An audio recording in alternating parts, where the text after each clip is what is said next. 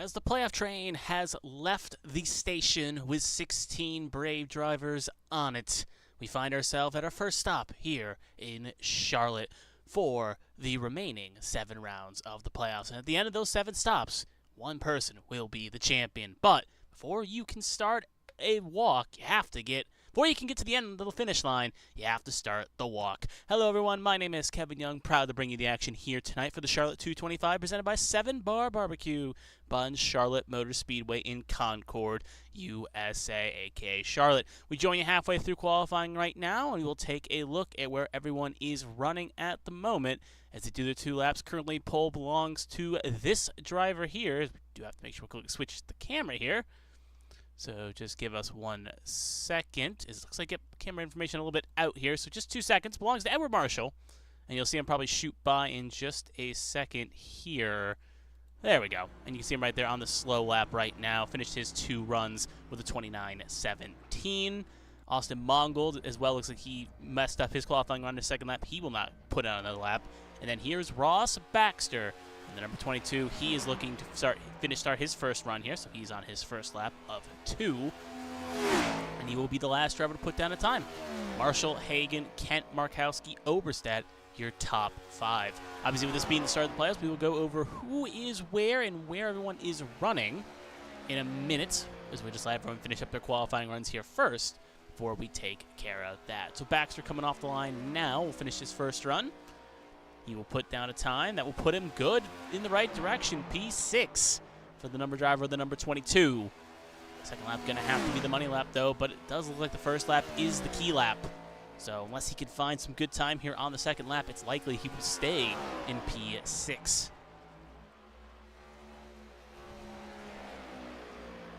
Have to be the money lap, though, but it does. So as he comes across the line to finish his second run now. And he will not improve on his second run, 2/10 slower, which has been seen the case throughout this whole qualifying here, and it won't be good enough for P6 for him. One other driver doing laps right now is John Hagen. As you can see, he has made the playoffs, obviously winning multiple races, and the drivers that are in the playoffs will have a nice little shiny red banner, front fender, and nose cone, as you can see on the one here, as he's going to loop it into pit lane. Obviously, no one else is on the track at the moment that we can compare to, but that is what you'll be looking for the drivers that are in the playoffs. So while we have this segue and qualifying is pretty much completed, as actually Cody Pennell looks like he just joined the session, but I don't think he'll have time to put down a lap. So we'll let the Hagen take us around for background noise. We'll take a look at the playoffs and the 16 drivers that are going to be fighting it out for a championship. As obviously, spoilers for last week, if you do want to watch Talladega, it was a thriller of a race. But as you pull up on screen right now, Hagen, Feather Place, Marshall, Vordon, Fleming, Battles, and Withers all found victory, with Battles punching his ticket at the death of it.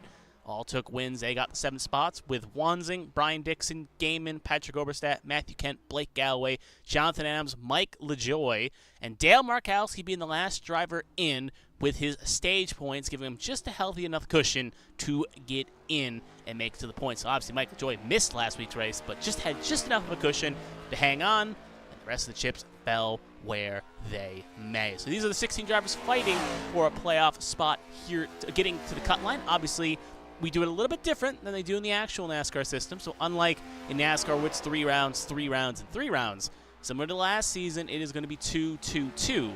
So Charlotte and Iowa will be the first 2 rounds here, and actually we'll show the schedule in just a second here. It's actually probably quite helpful to put it on the screen. So we will show the schedule in just a second and show you what awaits these drivers as we get to the warm-up, but we do want to let that get that graphic on the screen here. So just 1 second, but we are now about 30 seconds going to qualifying here. So we will take a quick second here, take a quick pause while I try to get those graphics up on the screen. And while we do that, we'll just wait around here and wait for qualifying to complete. It actually looks like Cody Pennell is actually, my mistake, going to finish his second, do his attempt here. Withers also just joined at the death of it. So both of them will make this session, and in turn, both will have an attempt to qualify, as I'm trying to get something going here. So right there, coming across the line, Pennell will finish his first run, but will actually not put down a score. And now the second run here, as he comes across here, will not have enough time to put down a time. So both Withers and Pennell will not make it to the flag in time. But they will, at the very least, make to the session, and thus Withers will not have a big hole he'll have to make out of in round 1.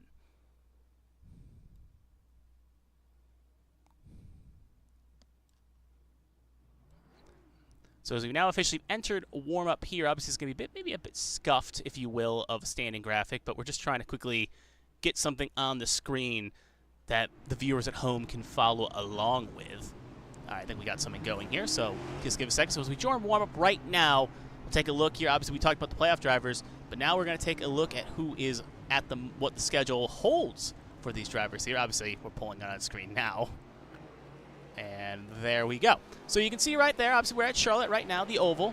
That will be the first round of the playoffs, and the other round of 16 race will be Iowa. So Charlotte and Iowa, after Iowa, 4 drivers will be eliminated.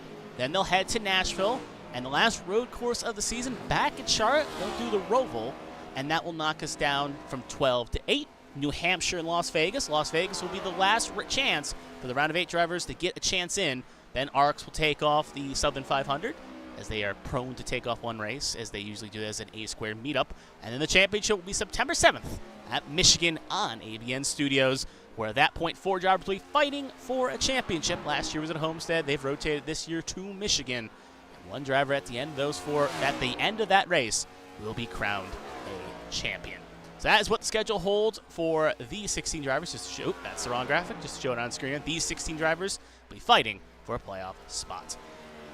So while we have 3 minutes to go here, obviously we'll show some of the other drivers obviously that made the playoffs in their trim. Brandon Feather Place right there, as you can see. And like I was talking about, closer angle, you can see any playoff driver will have a red thing on their front fender there. Obviously Matthew Kent didn't load his in, so obviously he's in the playoffs but didn't have it.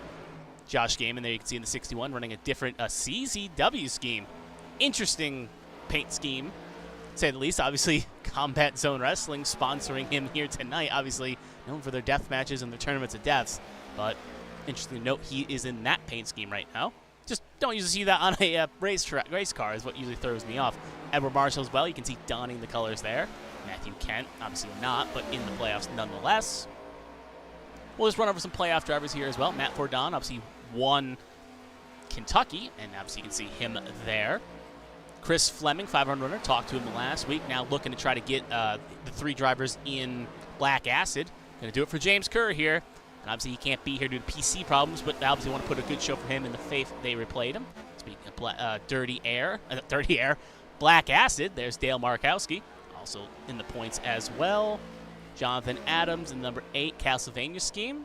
Obviously, we already went over Edward Marshall and Josh Gaiman, Matthew Kent. Just going to see if anyone else is here. Josh Battles in the number 11, the 3rd of the trifecta Black Acid. And Tommy Withers, obviously not on the track at the moment, but he is here as well. And obviously, we talked about John Hagen as he's taking the road course variation.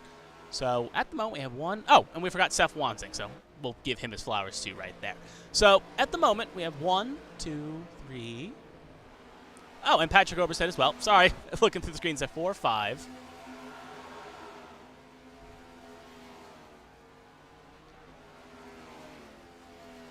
11, 12. I believe my account has 12 playoff drivers in it right now, so it looks like 4 of them are not here. We'll take a look and obviously keep that updated throughout the night, but I got 4 missing at the count, maybe 3, but there are a couple playoff drivers that are missing here, so they will start this first round in the hole. Trying to confirm through my sources here who the unlucky drivers are. Actually, he's here too. Blake Galloway's here.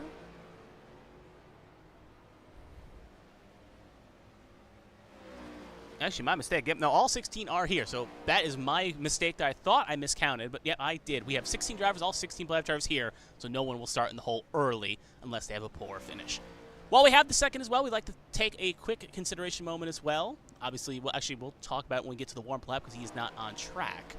So we'll hold off on that. So warm-up about officially done here as we've been talking about the playoffs and the standings and everything in between. We've been letting the drivers run around track here, get some last-minute practice, last-minute warm-up here, get their cars all situated.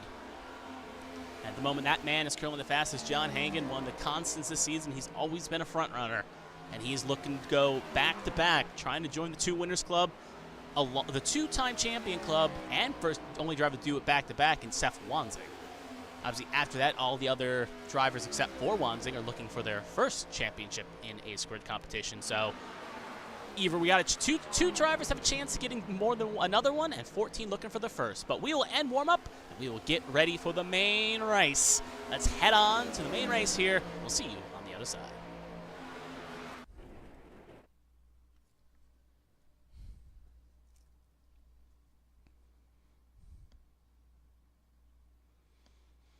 And if you are tuning in, you are just in time for the Charlotte 225 presented by 7 Bar Barbecue at Charlotte Motor Speedway here in Concord, North Carolina. So as the drivers get on the track here, we'll take a look at the starting lineup and see where everyone will file suit. Starting in row number 1, we got Edward Marshall and John Hagan. They'll be in the first row. Matthew Kent and Dale Markowski will make up row number 2.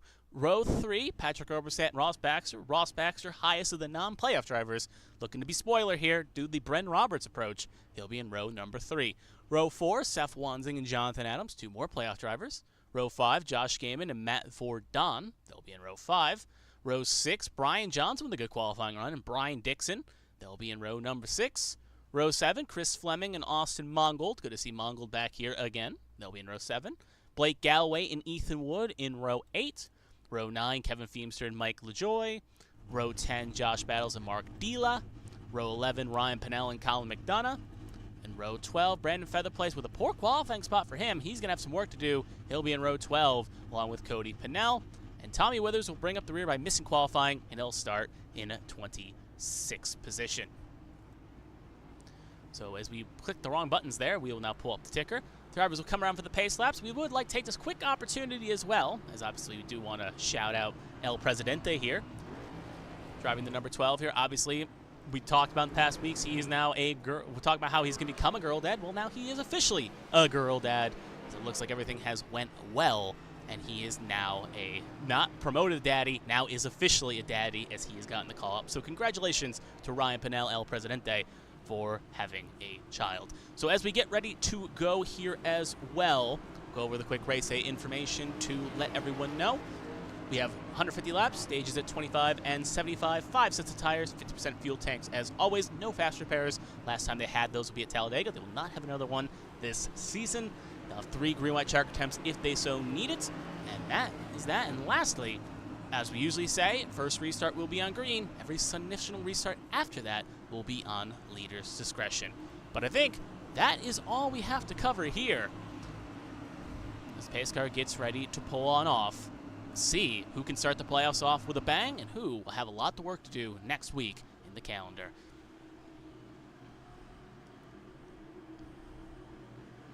Green flag is out, and away we go. And a big stack up there, but we are now officially underway here to start the Charlotte 225.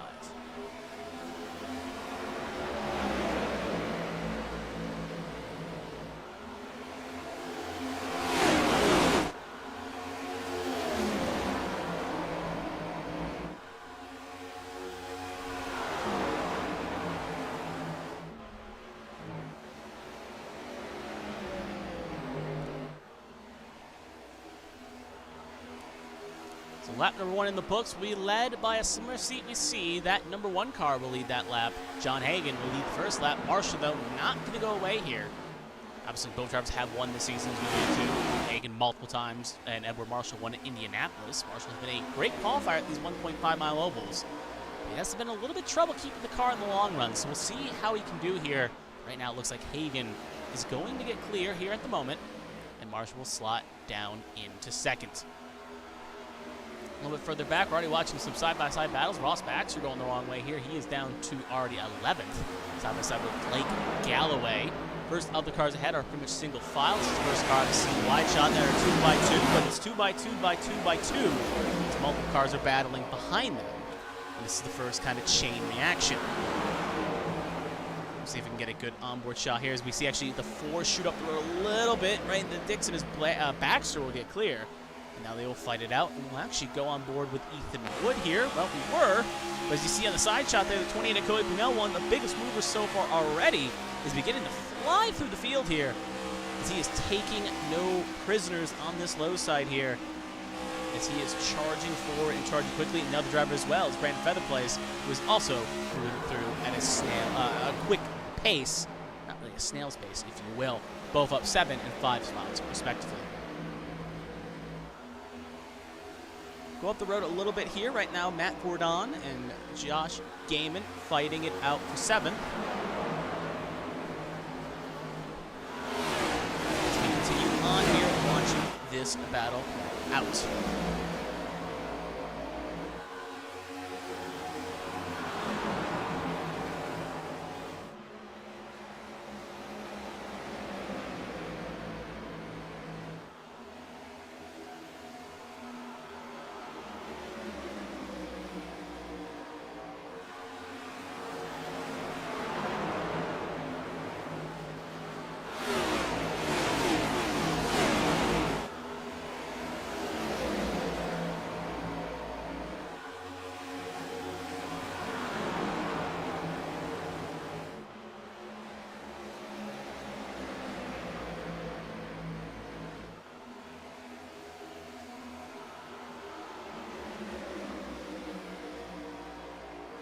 So we continue this action here as well. Just a quick little interruption there. Sorry about that. We see obviously right now Baxter and Galloway still fighting here for position. Since we just stepped away for a second, nothing has changed up front. Hagan Marshall pulled a healthy gap over Matthew Kent. Still sits in 3rd, but he's lost touch to that top 2 as he's under pressure from Seth Wansing, Patrick Oberstat, and Jonathan Adams, to name a few here. Speaking of, Adams right now going to get a good run on that number 6 machine of Patrick Oberstat. It will be as smooth as you like.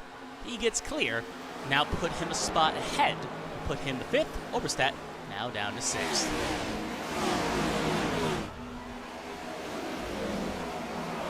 There, Chris Fleming, low side again on Ross Baxter. We're going in the top 10 right now. All playoff drivers, excluding that number 22, Ross Baxter. And if Fleming can break it, that will put it all top 10 spots and all stage point spots custom to playoff drivers, but right now Baxter, the only one that is currently not in the playoffs, inside the top 10. Update on Featherplace, who's now trying to make a move on Captain Beamster here. We're going to jump around as we see action seem fit, as this 1.5 mile oval can really, these intermediate tracks, if you want to coin another term, can be a very close action racing, especially with the runs they get, and similar to what we've seen when one car, those students starting in the back between Pinnell and Featherplace, makes a move. The other one's soon to follow suit. And Cody Pinnell going to try to get around Kevin Feemster as well and get clear for his liking. So put them both up 1 more spot.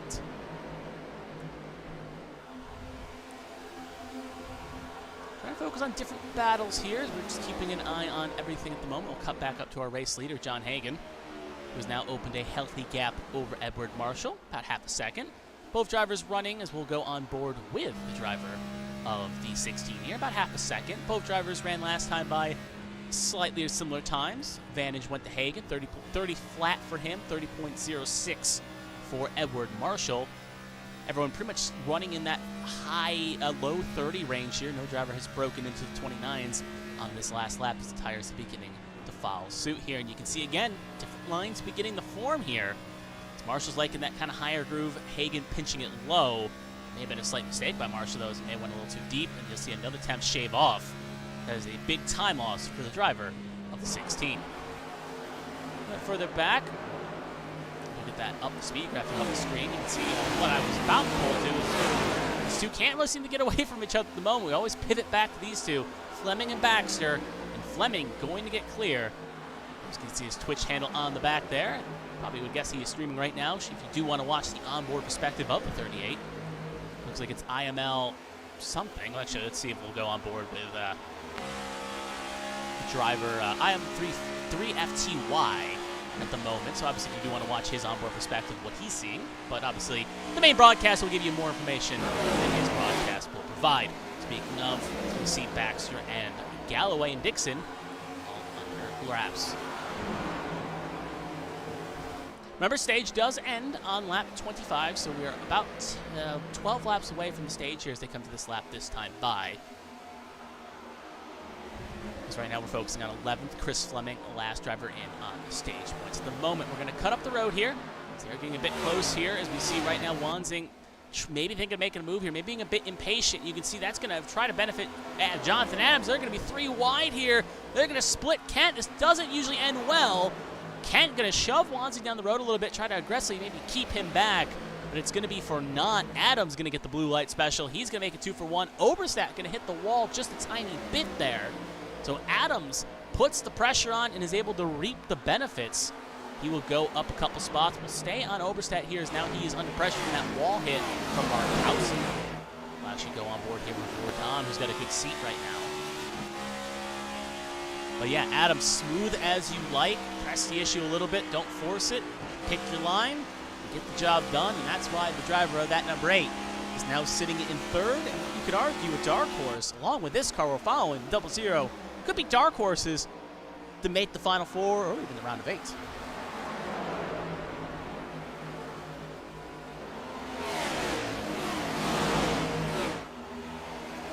Now Vordan still getting a little bit pokey on that number 33, getting good run off each corner here, entry and exit. Now going to set his sights trying to clear the 33. Game in that CZW machine also looking to make a move here as well. Zero can't fully get clear. That Youngstown driver at the moment still has the preferred line. He's like running onboard shots will do here as well, following Game in here. So he's got a pretty good sight here. That little check of Oberstadt, though, is going to allow the preferred line preference, and we'll get clear there. So all it takes sometimes is a car being in your lane. You can held off, but the problem is, as we see, if you make a slight mistake or get checked up, that's going to open the next car in that pack to make a move. Now Oberstadt going to try to make a move on Kent. And you see Markowski and Vordan here pushing nose to tail, and there's a risk-reward situation here, as you don't want to end up chunking it on the first playoff race and put yourself maybe in a must-win going into the second race at Iowa. So there's a risk of concern here, and how aggressive do you want to be to get an extra stage point if you so choose.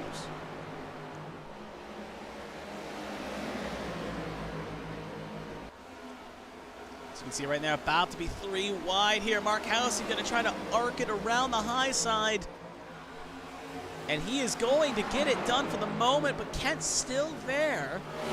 Feemster is further back, but Fleming is currently sitting there trying to get around Kent as well, as Kent's really struggling with the long-term pace in the number 15 Bucky's machine.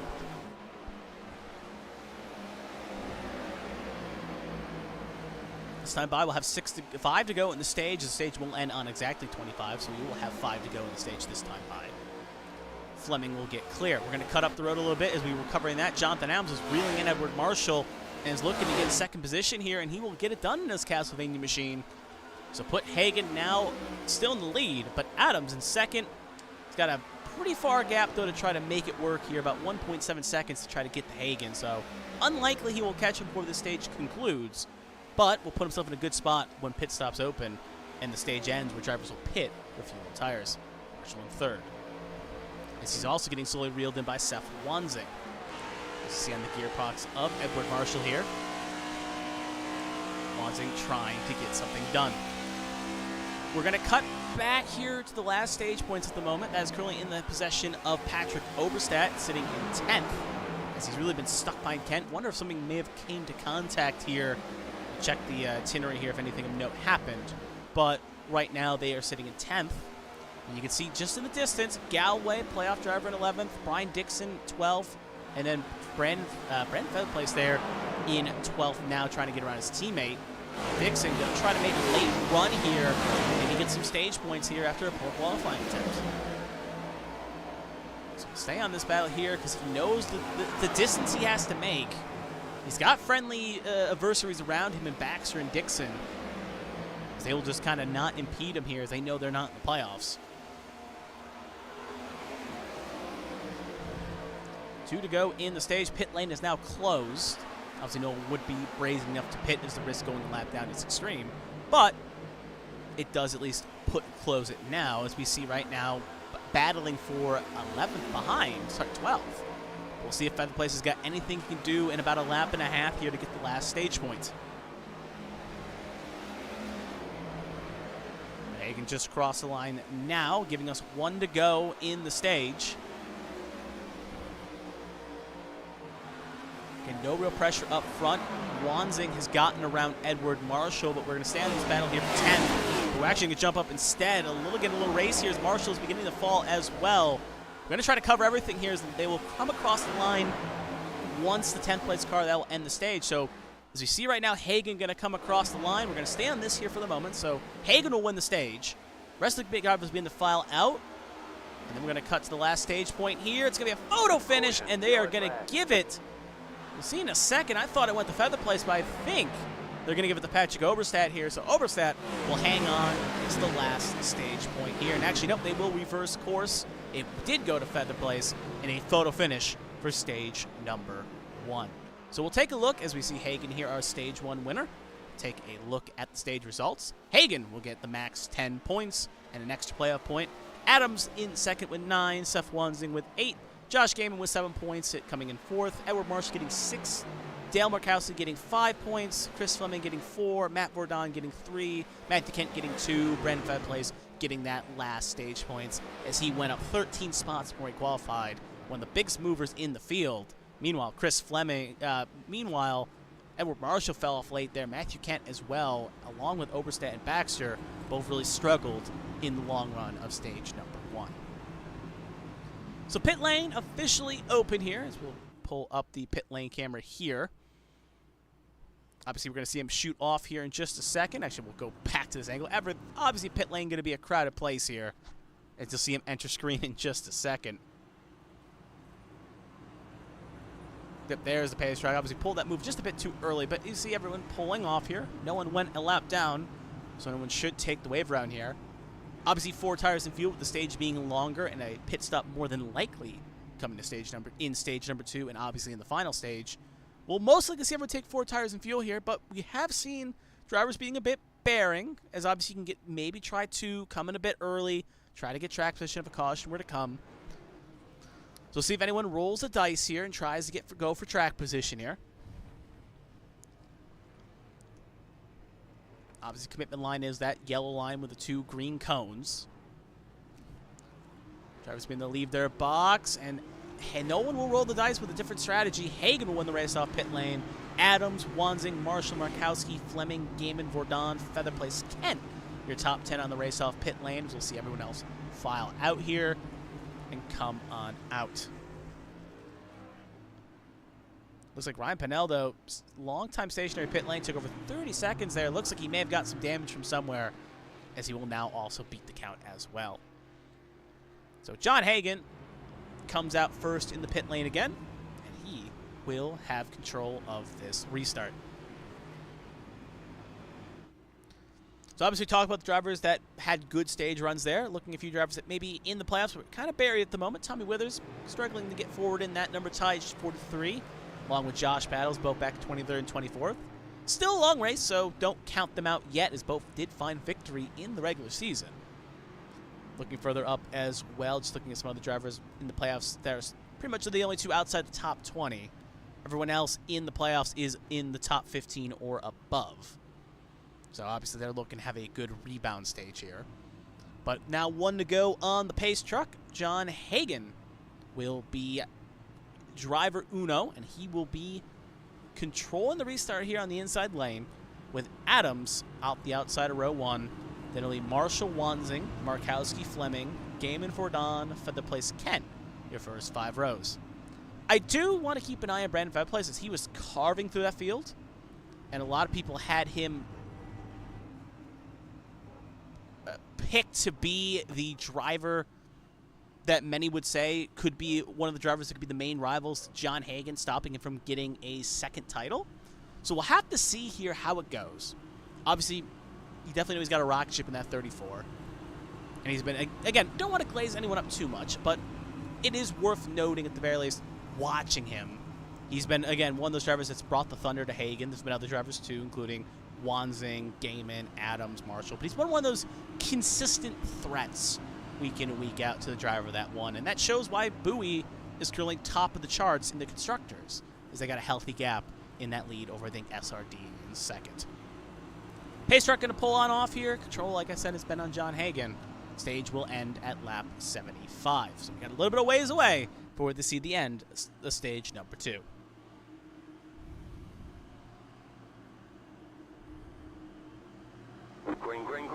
Green flag is out, and away we go to start stage 2 here.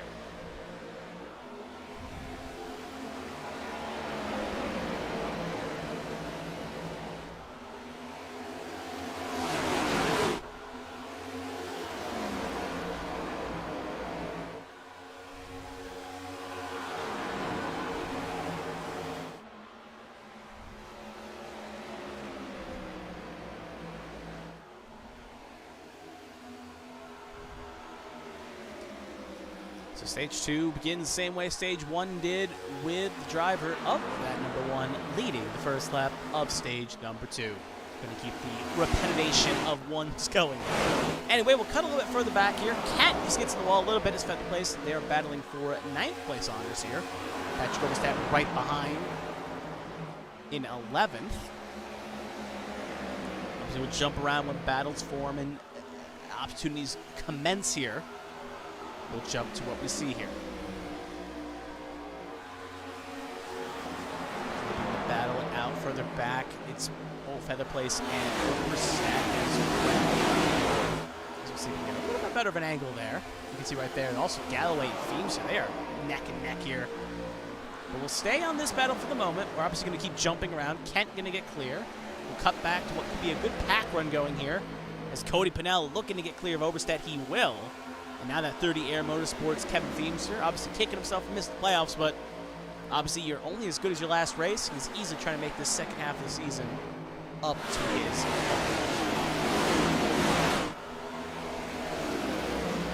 The road a little, looks like Kent struggling a tiny bit there. Gonna get, actually not even struggling, it's like Gaiman. He's gonna catch Gaiman here. We know that 15's got a good short run car, and he is showing it right now as he's gonna get clear of Gaiman. Question is, with this stage being longer, can he keep the tires under that thing and keep that Bucky's machine going forward?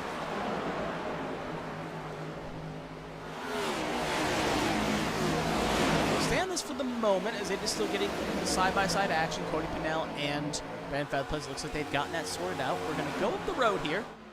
Marshall getting slowly reeled in by Jonathan Adams here as we're going with the driver of the 8. Obviously, he was able to pass the 16. But didn't get the best restart there. Got repassed by the 16, and now looking to try to get around this 16 here and not allow that number 1 to drive on into the distance.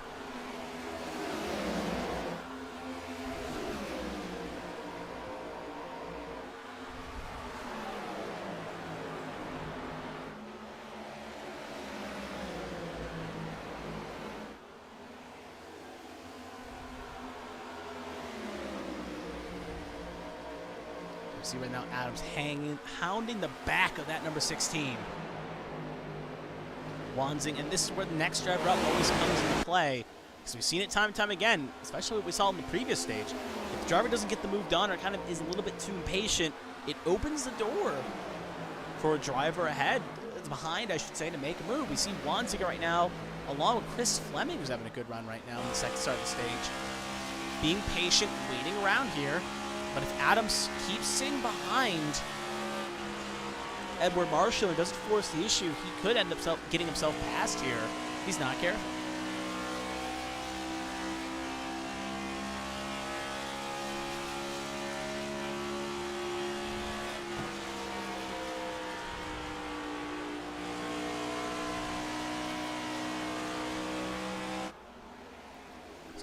A nice wide shot, but we'll keep an eye on this battle here as Adams is still pushing the back of the 16 car.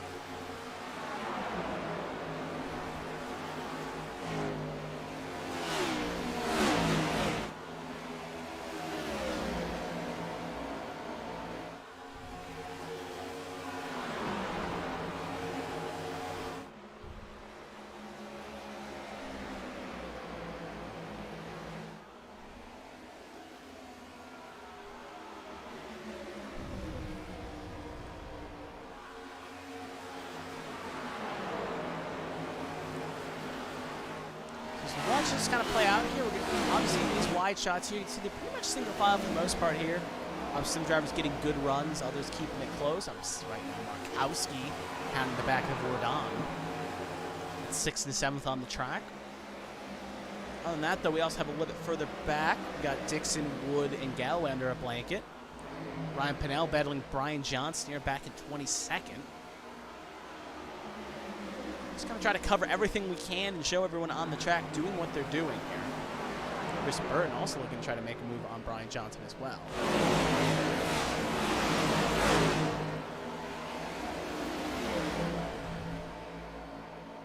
Almost feels like we're at the, obviously, we know a pit stop looms in the stage, knowing how long the tanks run. We do know they could probably make it about 50, about to lap 50, so they'll probably try to split in half here. Johnson and Burton here fight it out here for 23rd place honors.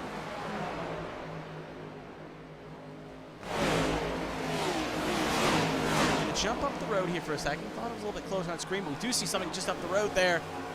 43 Tide Machine going a lap down. Tommy Withers looks like he's struggling mightily here. Obviously joined the session late, did not get the full practice he needs. And it's showing here as he's now going to be the first car one down. Now, obviously, no harm at the moment, as if he's the only car one down by stage break, or if he's the first car one down, he'll get his lap back. No harm, no foul situation. However, it's not good when you're kind of struggling this mightily here. It almost feels like this could end up being a mulligan race here as Kent gets up the road aggressively and he will hit the wall. Don't know if contact occurred there, but that's going to pull him out of the groove. We'll actually just quickly rewind. With the power of video editing, obviously we'd pull the replay, but since there was no caution, we can't fully pull this up. We'll just see if there's any contact here heading off into this corner. Yep, Feather Place got in the corner of the 15. That shot him up the road. Obviously, the third floor was there, but that is not going to be a quick way to make any friends here. So now head back to live action. That's going to probably leave Ken a little bit frustrated and maybe even knowing, hey, if you're going to run me like that, if I catch you, I'll run you just as hard. As now he'll try to set his sights to keep his head back down.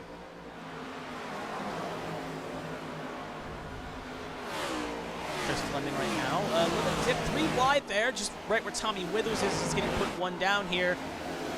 Further. That's Gaiman and Pinnell in the 28. They were 2 by 2, and they had to work their way around the 43. This is for 11th on track right now.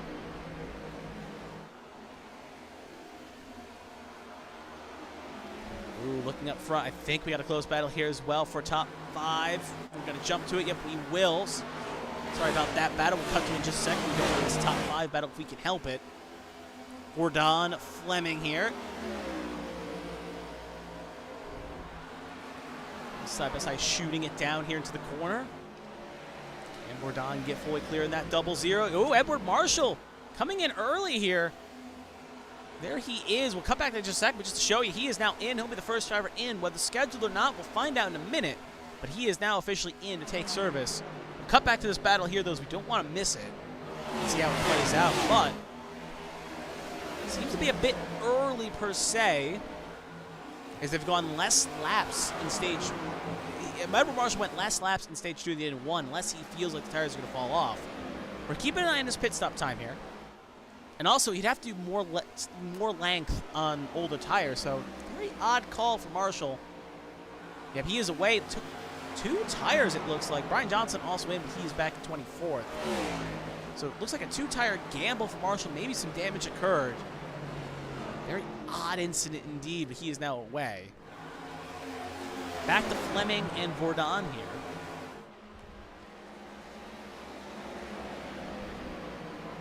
Obviously, these are the only moments where it kind of sinks not having a co-commentator. As usually the co-commentator can tell you if something happens in the 16. But for right now, 16 only car to pit here of the notables. Ryan Johnson also in his box now, about now, and he's away too, so he also took 2 tires in his car.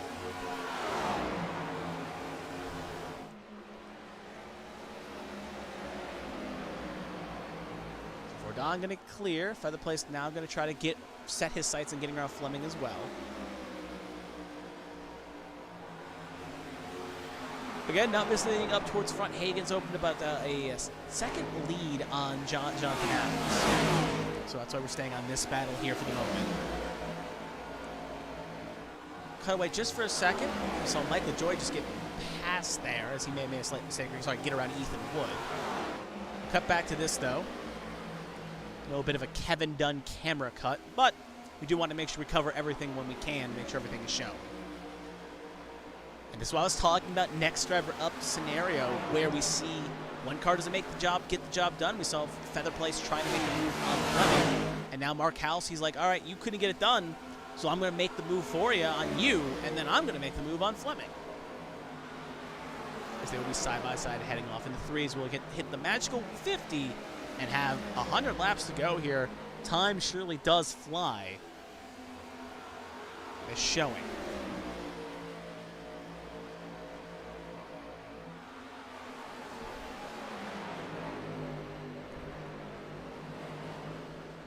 Wait for this to settle out here. Feather Place. Ooh, we see Mark House in the wall just a tiny bit. The Feather Place going to get clear. So while we have this second, we'll show you again. Obviously, it kind of sucks when you dominate too much, because obviously Hagan has pulled out a healthy gap, as we'll show you here for a second. There's Hagan. There's Adams. 7/10. Adams keeping it close, but obviously right now Hagan is still leaving out a good pace speed here. Matthew Kent in. Oh, Matthew Kent, heavy damage. And that is going to be race over damage. That is catastrophic. Obviously, we saw him hit the pit lane. Not sure what occurred. I'm guessing he hit the tires. Obviously, it did not pop up on our battle information, so we're just going to have to rewind manually here. Again, not maybe the most professional, but it's the quickest way we can figure out what happened. Oh, let's see here. He's battling Oberstadt. Obviously, only one car, so there'll be no caution. Oh, is Kent coming in? I think he was, and he lost it and right into the itinerary. And that is going to be race ending for the 15. His day is done. We're going to go back to live action here as we see more pit stops happening. We know that pit lane can be tricky as he will try to limp it back. Seth Wanzing in as well, along with Ethan Wood. Jonathan Adams will pit from second. He is now in. Adams has also had problems. He has also hit the tires. Two drivers have hit the tires here.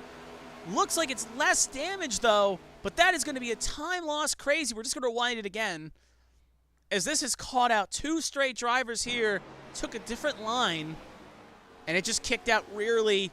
Oh, luckily, door side is not going to be as bad as Kent hit it, but that is going to cost him major amounts of time as well. But luckily, that car looks a lot less wounded. Adams, we're just going to keep cutting out every driver that comes to pit lane, as it looks like it is catching out drivers left and right. Hagan in, Vordon in, Fleming in. Feather Place cycles to the lead. It's Feather Place, Gaiman, LaJoy, Baxter battles your top five at the moment. We'll see how it all cycles out here, as obviously Adams and Kent both had problems. That's going to give us a new second place car by default. Question is, who will be that driver in second? Now Feather Place in. He is good. We see Gaiman as well in as well. That will promote Ross Baxter to the lead. Then Josh battles, and then it is a 2x2 fest here. Seth Wanzing looking to try to cycle through here. Obviously, Wanzing right now, I think poised takes second position, but he's right now also one down. John Hagan just up the road. He will take back the lead when it cycles through here and everyone pits. Feather Place, obviously, we just said pitted. I think Hagan right now is behind Ross Baxter. Yep, he is ahead of Ross Baxter. So Hagan is already one lap down. There goes Ross Baxter. He's also going to lose it. The least spectacular of the three, but that's actually a good thing, as that will be minor damage for Baxter. But he is now in as well. We'll cut to Seth Wanzing, who did the undercut. He is now back on the lead lap, so if caution were to come out, he would also be good. He's in second. Edward Marshall went for the extreme undercut. He's buried in traffic. He's in third. Vordon is in fourth. And Brandon Feather Place right now will cycle back to P5 when all pit stops have concluded. So obviously right now that. But Josh Battles still leads the way here on lap 56.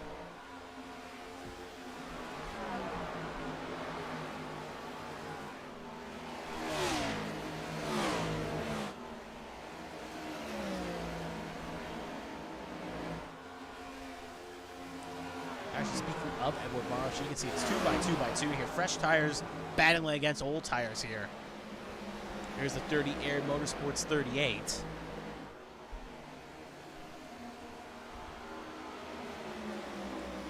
as both Marshall and Verdon will both get around this little pack here. Now Feather Place also going to try to set his sights and getting around as well. Obviously, the cars at the moment going long. Fabulous Dixon, Donna, Pinnell, Galloway, Dila, and Mongold, all hoping for maybe a quick caution here. Caution were to come out. Obviously, we still have the likes of Marshall and Verdon. Everyone, Marshall, Verdon on down, all pinned to one down. So thus, they would be able to, at the very least, keep track position while the rest of the field had to take away rounds. That is why they are going long here, as there's Josh Battles, who still currently leads the way on lap 59. Also, leading laps in turn, Battles will get 1 extra point, so he will add a point to his total. So now he has 1 extra point in the standings for leading a lap. And he will also come in, just going to stay on him here to make sure no mistakes happen. That allow Verdon, Feather Place, and Co. So you get around, get back on the lead lap. Safe, smooth entry for Battles. Dixon now your race leader. Obviously, like I said, that puts now Verdon, Feather Place, and Marshall. As Marshall's extreme undercut not working at the moment, as he has lost a couple spots here, but he did it to try to get the track position. At the very least, he's made a net gain. I'm assuming Dixon's coming in this time by. He is. That will hand the lead off to Colin McDonough on the high side there. Again, safe as you like. He's in safely. And there's Colin McDonough. He will lead that lap for Dirty Air Motorsports. At the moment, again, just to kind of do a race up to here. Here's John Hagen. He'll be our de facto race leader as he comes off 4. Seth Wansing about 4 seconds back. So it's second. Matt Verdon about 2 behind him. And then Brandon Feather Place 4th. And Edward Marshall currently in 5th. As you see Dale Markowski in 6th, about to unlap himself by passing Colin McDonough. Mark Dila will pit from 3rd. And another incident there. Austin Mongold will miss the pit lane completely, as that's caught out another driver. Put that counter up to 4. Obviously, again, it looks like it's getting less and less spectacular, which I guess is a good thing at the end of the day, but that's going to be a big time loss for the 4 of Austin Mongold. And probably going to take him out of the contention of this race for at least winning it. And we'll see how he can recover here if there's any damage. McDonough in, Pinellin, they'll both do it as smooth as you like. Austin Mongold, last car on leading this race right now at the moment. That's going to be short-lived, as Hagen will get around him. And now Hagen is your new race leader. So John Hagen leads the way, recuperating his lead. We'll see how it all cycles out in a second, and we'll do intervals of gaps. With the stage ending at 75, it's going to take about 13 laps away. Now 12, I should say. It'll be interesting to see how it all plays out. So Hagen at the moment has a 5-second lead over Seth Wansing, and has over an 8-second lead over Verdon, and about the same over Feather Place here. We see this battle here shaping up for 3rd. Closest battle we have on the track at the moment. The other one is Ethan Wood and I think Kevin Feemster, Brian Johnson, or Ethan Wood and Kevin Feemster. Looks like it's Ethan Wood and Kevin Feemster here. They are also battling quite close, but we'll stay on the battle for the 3rd spot here.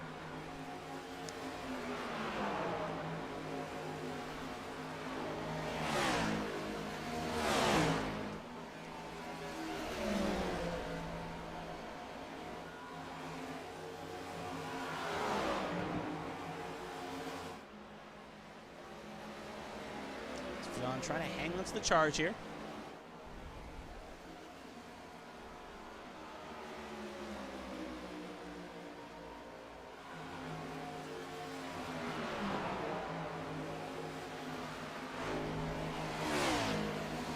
Putting this car in the right spots, not fully charging the car here. Feather Place, though, getting a good run. And how aggressive do you want to be descended? Obviously, you don't want to risk getting the wrath of the stewards.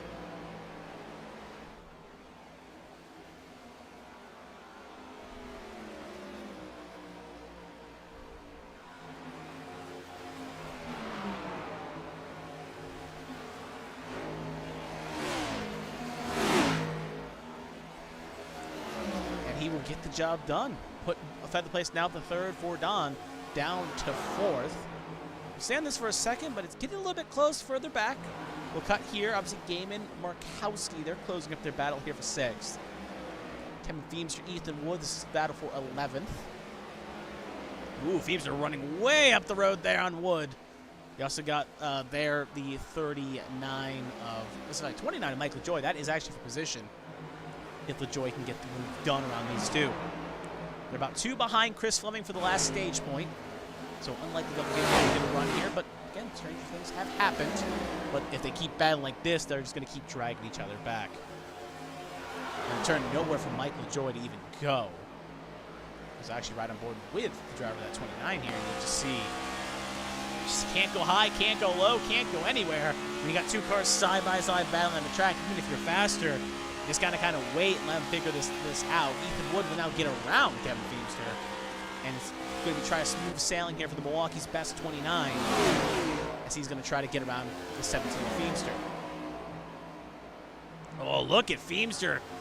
Cuts that off, and now going to try to set a move on Ethan Wood. We're going to send this for another second here. Obviously, we see other battles shaping up here up the road. Feemster going to get around Wood, and now that 30 air car is going to get around the 88 of Ethan Wood. Well, almost. Going to try to set smooth here. As they get that settled out, as both Wood and Feemster mow the wall down.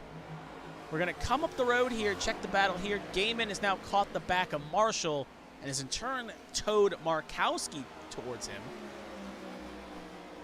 As we see that closing up here. Cutting back here, we saw with that wall tap, that's actually allowed LaJoy to get a good run. He will get clear of Feemster, so put that back up. Now jump back to this battle here, just to let that battle get finished. Back here. Obviously, every point can matter, especially in a playoff system, so you don't want to leave stage points on the table if you can get one extra one.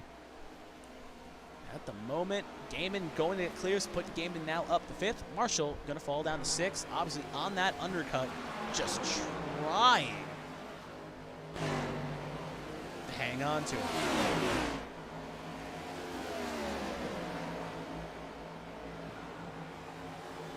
And you see Markowski as well, trying to get an extra point for his troubles too.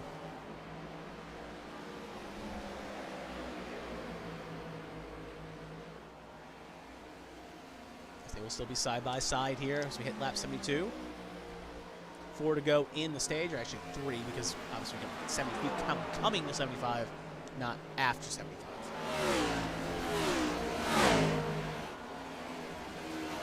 Still side by side. Markowski on the corner panel here. Oh, you see Marshall up in the gravel. And that's going to be enough to get around. So put Markowski up to 5th, 6th, Marshall down to 7th. He's not careful. Patrick Oberstadt is about 7/10 behind this battle we're watching. Could maybe make pressure here before this stage is completed.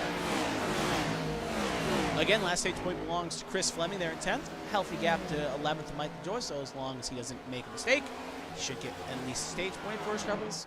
But up front, coming to the white flag in the stage, John Hagen, actually a pretty healthy gap. I was going to say it's a second, but actually, yeah, it is about a second and a quart to John Hagen here.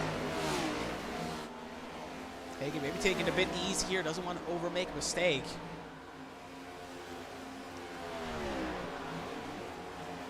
He shoots out through 3 and 4 here. The Carolina blue car will sweep the stages here. And John Hagen, you're going to be your stage 2 winner here as he comes across the line. Wansing feather place 2nd and 3rd. We're going to cut a little bit further back here. Pinnell going to try to get a run on Oberstadt, but not going to be enough. That's 8th, 9th, and Chris Fleming will get the last stage point here as he'll come home in 10th. As I assumed, as the stage did say 75 on my note page. Yep, it is 75, so obviously I guess we're going one extra lap here to the next one. And there we go. There's the caution called. So Hagen, Wansing, and co. So we'll show up the results screen here. John Hagen takes stage victory. Wansing 2nd, feather place 3rd, Fordon 4th, Josh Gaiman 5th, Dale Markowski 6th, Edward Marshall 7th, Patrick Oberstadt 8th, Cody Pinnell 9th, and Chris Fleming getting the last stage point in P10. Worth noting, Hagen, Wansing, feather place for Don, Gaiman, Markowski, and Marshall. I was going to try to make a note there that a handful of drivers only got double stage points, but it looks like most of them got stage points and 1 and 2, so no real changes of a note. So as the field gets caught to the pace car here, pace truck. We'll see if they pit this time by, if they're going to go one extra round. Looks like pit lane will be open, so they will be in now. As obviously some drivers will elect to stay out here, as obviously you see both Baxter and Mark Dila. They'll try to catch the wave around here. As everyone else, though, is in.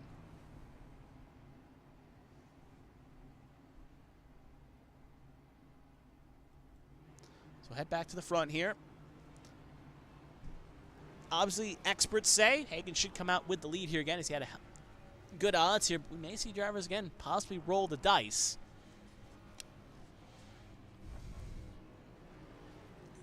As they head away here and head away now. Hagan will win the race off pit lane. Some drivers are already rolling the dice. You see it. McDonough and Vordon. Well, Vordon actually didn't roll the dice. He took 4. His crew gets him out of Wounsing. But McDonough going to be maybe a bit of a lit firecracker here. He takes fuel only. And that could be interesting to see here. Obviously, more power to him to try this strategy, but he's got to be careful, as if he ends up making a horrible mistake here, takes out some playoff contenders, he could be at the wrath of the stewards. So he's going to roll the dice. Obviously, he's running his own race. He's not here for anyone else. He wants to win. He wants to make everyone proud. So he is going to do what he thinks is best, and that is a fuel-only call for Colin McDonough. Everyone else will take 4 tires and fuel. So all I got the second here is I think we should possibly get the one to go next time by. We'll do a quick little update of how everyone's doing. We have 20 cars on the lead lap. That will be 21 with Mark Dila and 22 with Ryan Pinnell as they both leave the pit lane here. Austin Mongold going to be the first one now, 1 down. He'll be 1 down, along with Ross Baxter, who will get the wave round here. And we'll keep him 1 down, so he's 2 to 1. And Tommy Withers is 2 down. Only retirement in this race is Matthew Kent. We saw hit that itinerary wall and called it, said it was going to be day-ending damage, and it was. So he is a playoff driver that's had horrible incident here happening to him. Obviously, he's still got Iowa. If he could rebound well in Iowa, he does have some stage points he accumulated throughout the season. And we'll see if that's enough to keep him ahead.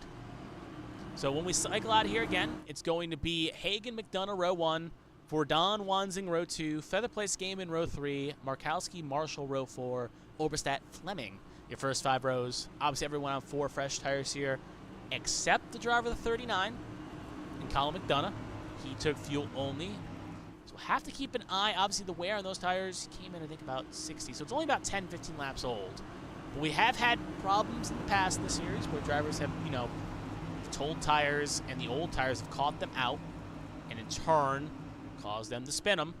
So we'll have to keep an eye on their grip and see if McDonough can keep it, can turn. And in turn, this could be information that other drivers may know if we get a green, white checkered or a late caution and try maybe to use it if it works well for McDonough. Pace car, truck going to pull off. Control will be on Hagan. And let's get this final stage started here. Green flag is out, and away we go. You can see the old tires playing a factor. Stacks up that high line. That's going to put Wansey and Gaiman behind the 8 ball as we head off into 1.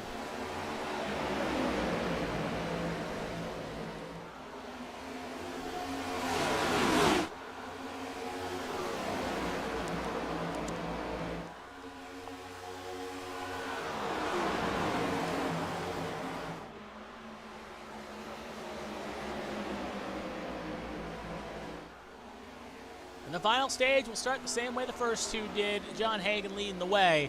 Feather Place, as you saw here, got a good launch with that inside line getting the going. Able to get clear, and now they'll see battling for second. We saw obviously them battling a little bit in the last stage. Further back, McDonough going to get in the wall. We know Wansing just forced the issue. He got stuck on that high side behind him. And his crew lost in 1 spot pit lane, and it was a catastrophe in the making. Went from second to end stage 2, now down to 5th. As you know, he did not want to be stuck on that high side any longer. And he's now going to have to try to recover here. Makes something happen. McDonough continuing to fall here. This is now intense. This call did not work out. You could argue maybe 2 or 3 laps. So if we get a late restart, maybe if you're like 20th, 38 around. And that's going to be 38, and that will be a caution. Obviously, it is 2 cars, both Cody Pennell and 38 of Chris Fleming here. Obviously, very minor incident for Fleming. This will also allow, I believe, Austin Mongol to get back on the lead lap. But we'll take a look here, see what happens. But again, could have been a lot worse heading to the inside wall, but luckily that 38 looks relatively unscathed. So we'll go with the eye in the sky camera, as it never does lie, as we'll play it out here and see what exactly happens at the top of the corner. We'll now slow it down.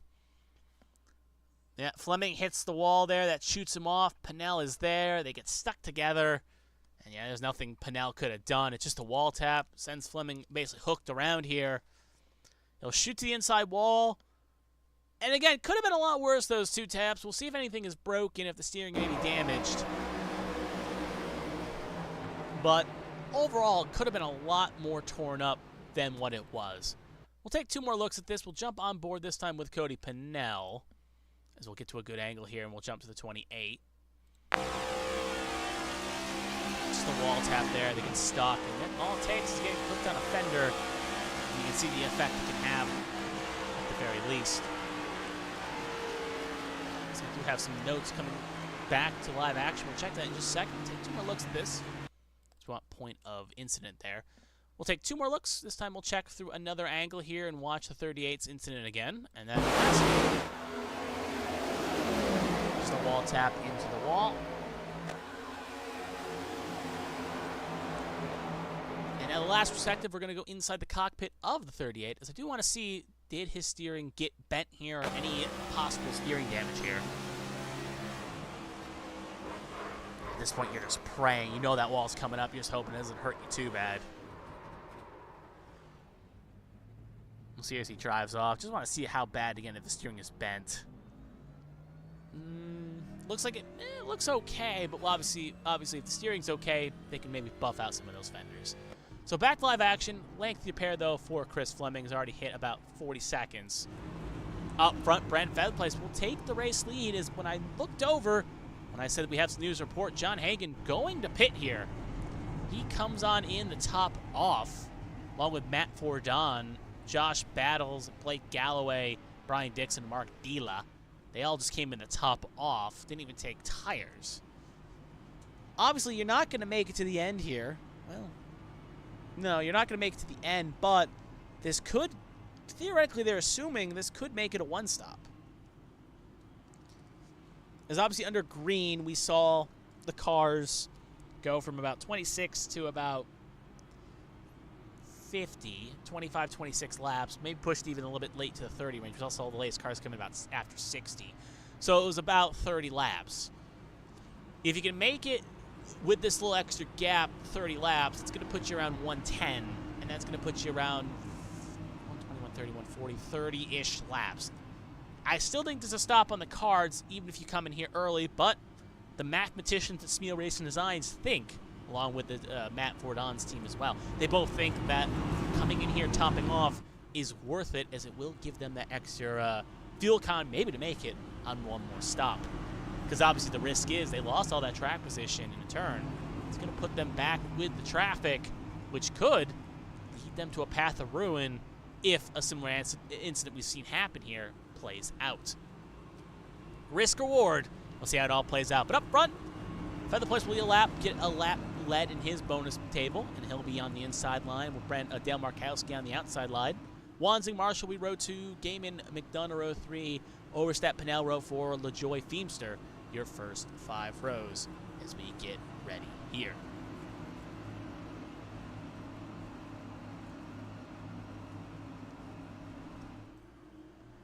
Pace truck pulls off. Control will be on Featherplace. Green, green, green. Green is out, and away we go. And Markowski may have missed a shift there, as he is going to get jumped on the inside line. We know the restart line can be effective for the car on that inside line, but it looked like Markowski struggled to get going there. Similar to what we saw happen with McDonough. He's going to lose a couple spots, and now going to be battling Patrick Overstat here for 4th. But that is going to play into the hands of both Wansing and Gaiman, as they're both going to get around for 2nd and 3rd.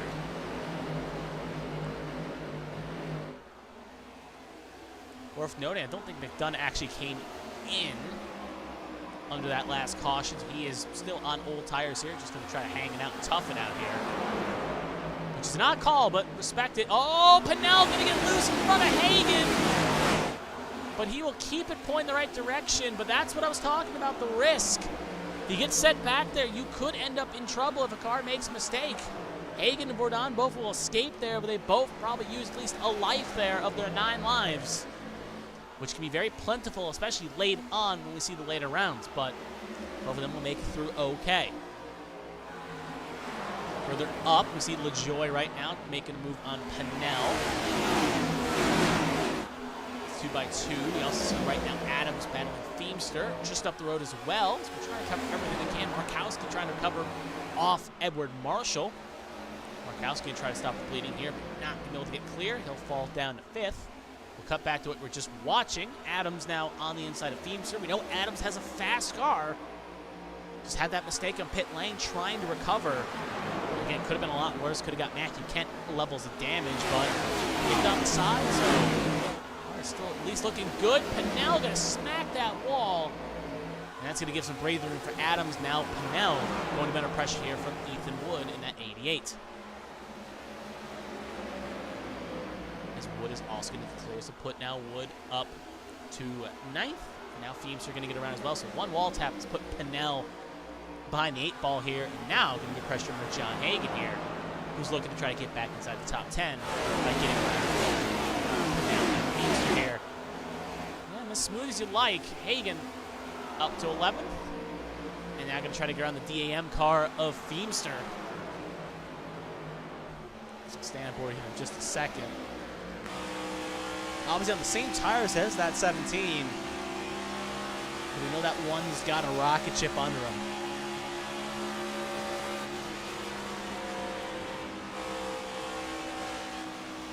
As he should also, nope, still side by side at the moment.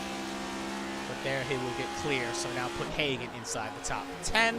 Bourdon as well further back. You can see him right now trying to get himself back up to 12th here, as he's trying to follow Hagan and cut through this field.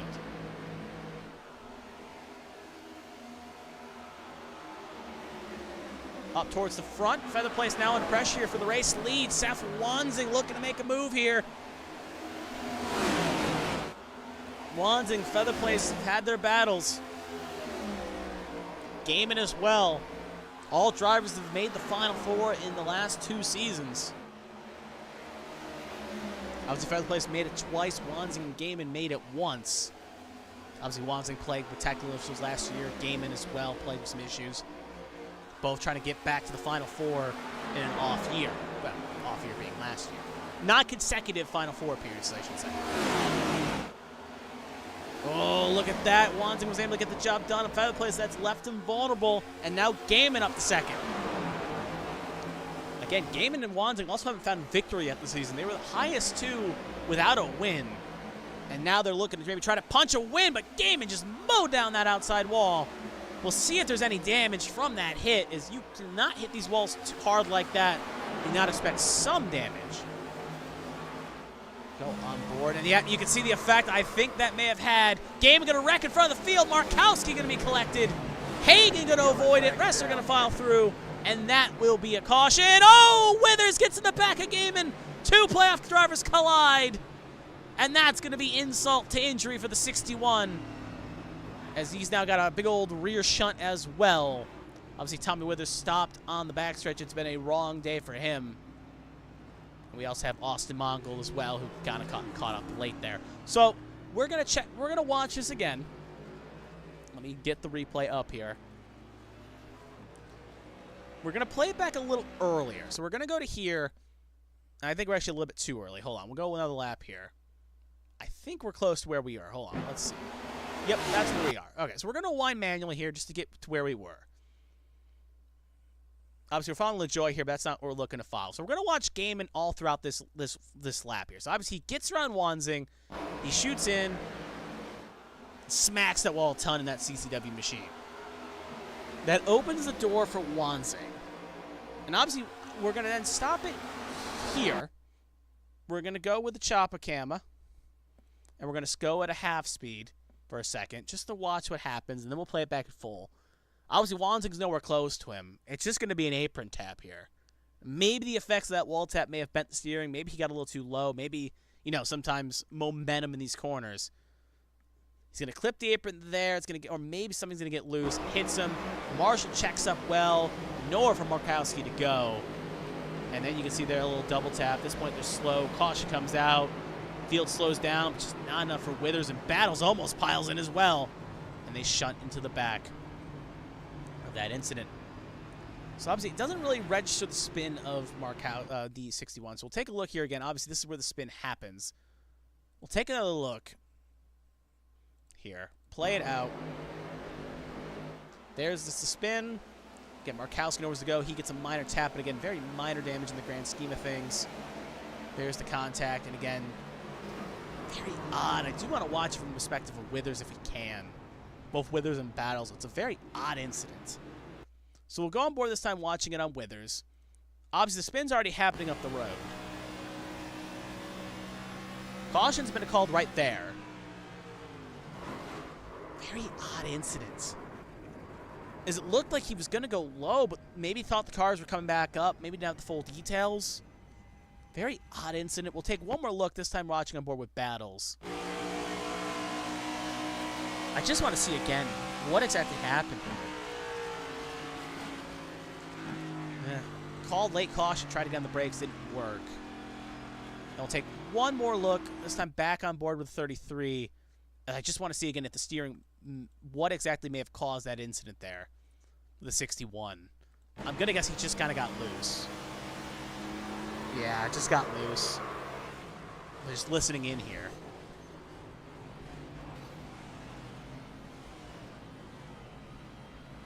Oh. He just had no clue that shunt was even coming, and by the time it did, it just sent him completely sideways. So anyway, back to live action. Officially got the one to go that time by while we were watching the replays. Everyone elected to come in on lap 94 here. Most taking fueled 4 tires in fuel, so strategy for Hagan not play out. Josh Battles elected to take tires only in the 11. So trying the McDonough strategy, he'll be firing off in P6. So it's going to be Wanzing, Featherplace, LaJoy, Marshall, Oberstadt, Battles, Hagan, Adams, Wood, Vordon. Your first 5 rows. 23 cars still running. Gaiman and Withers look like they have terminal damage, or at least damage enough to take them multiple down. So I have 23 cars still running and 23 cars on lead lap. Only confirmed retirement is Matthew Kent. I believe a pit stop still does loom for this field. They'll have to come down one more time, but they're going to try to get a good run here and try to split this in half, similar to the second stage. We'll see him come with about 30 laps to go. Maybe 25. Pace truck going to pull on off. And let's get this going again, shall we? Green flag is out, and away we go on lap 97.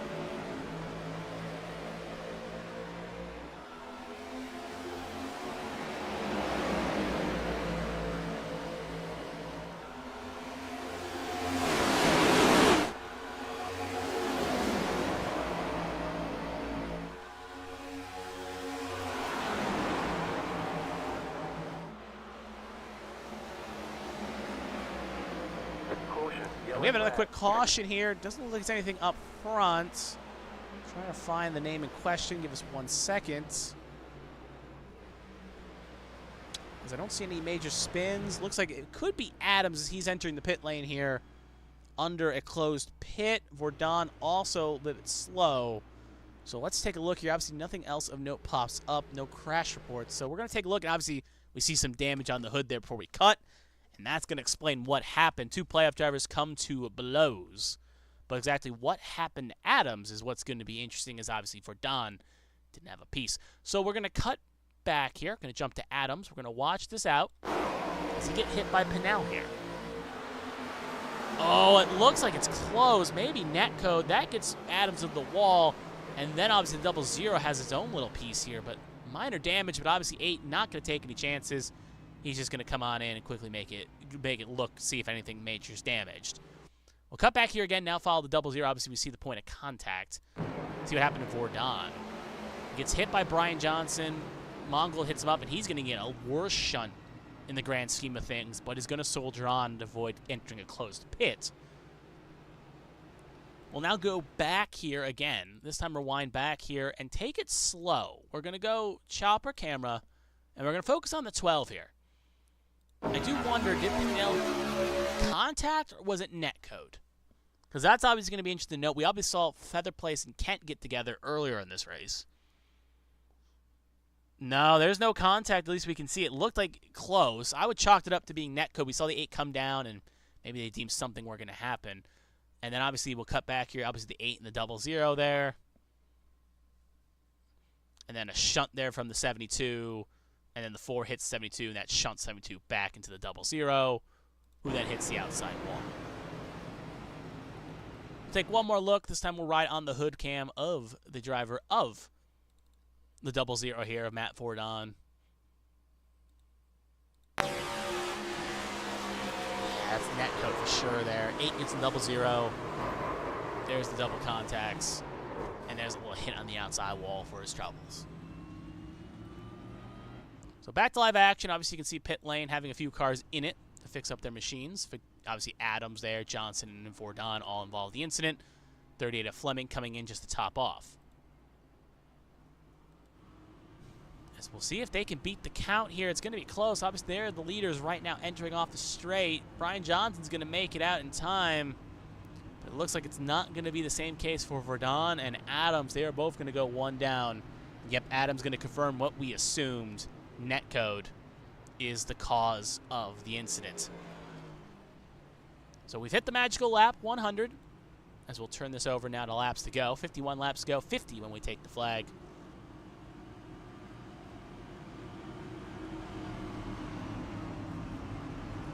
As we'll play this out, and obviously if we talked about playoff drivers this first round, hard to avoid trouble. We've seen Kent, Withers, Gaiman, Adam, Fordon all in trouble here, and that's 5 drivers. You know, Fordon, Adams have wins. They can at least, Fordon has wins, Adams not, but at the very least, Withers has the other win. They can fall back on those extra points, but they're going to have an interesting mindset heading into Iowa when we see how those extra stage points and those points come into play. We'll see where the cushion is. So Feather Place Marshall will be row 1, Oberstadt Wansing row 2, Hagen LaJoy row 3, Battles Woods row 4, Feemster Pinnell row 5. If my math is correct, we do have at least one more pit stop still on the horizon, as we'll hit 50 to go this time by, so more than likely we'll see that in about 20-25 laps. We'll see who goes for the undercut and who goes for the overcut. But we'll answer those questions in a little bit. Let's focus on the restart here. Pace truck pulls off, green is out, and away we go. Start this race.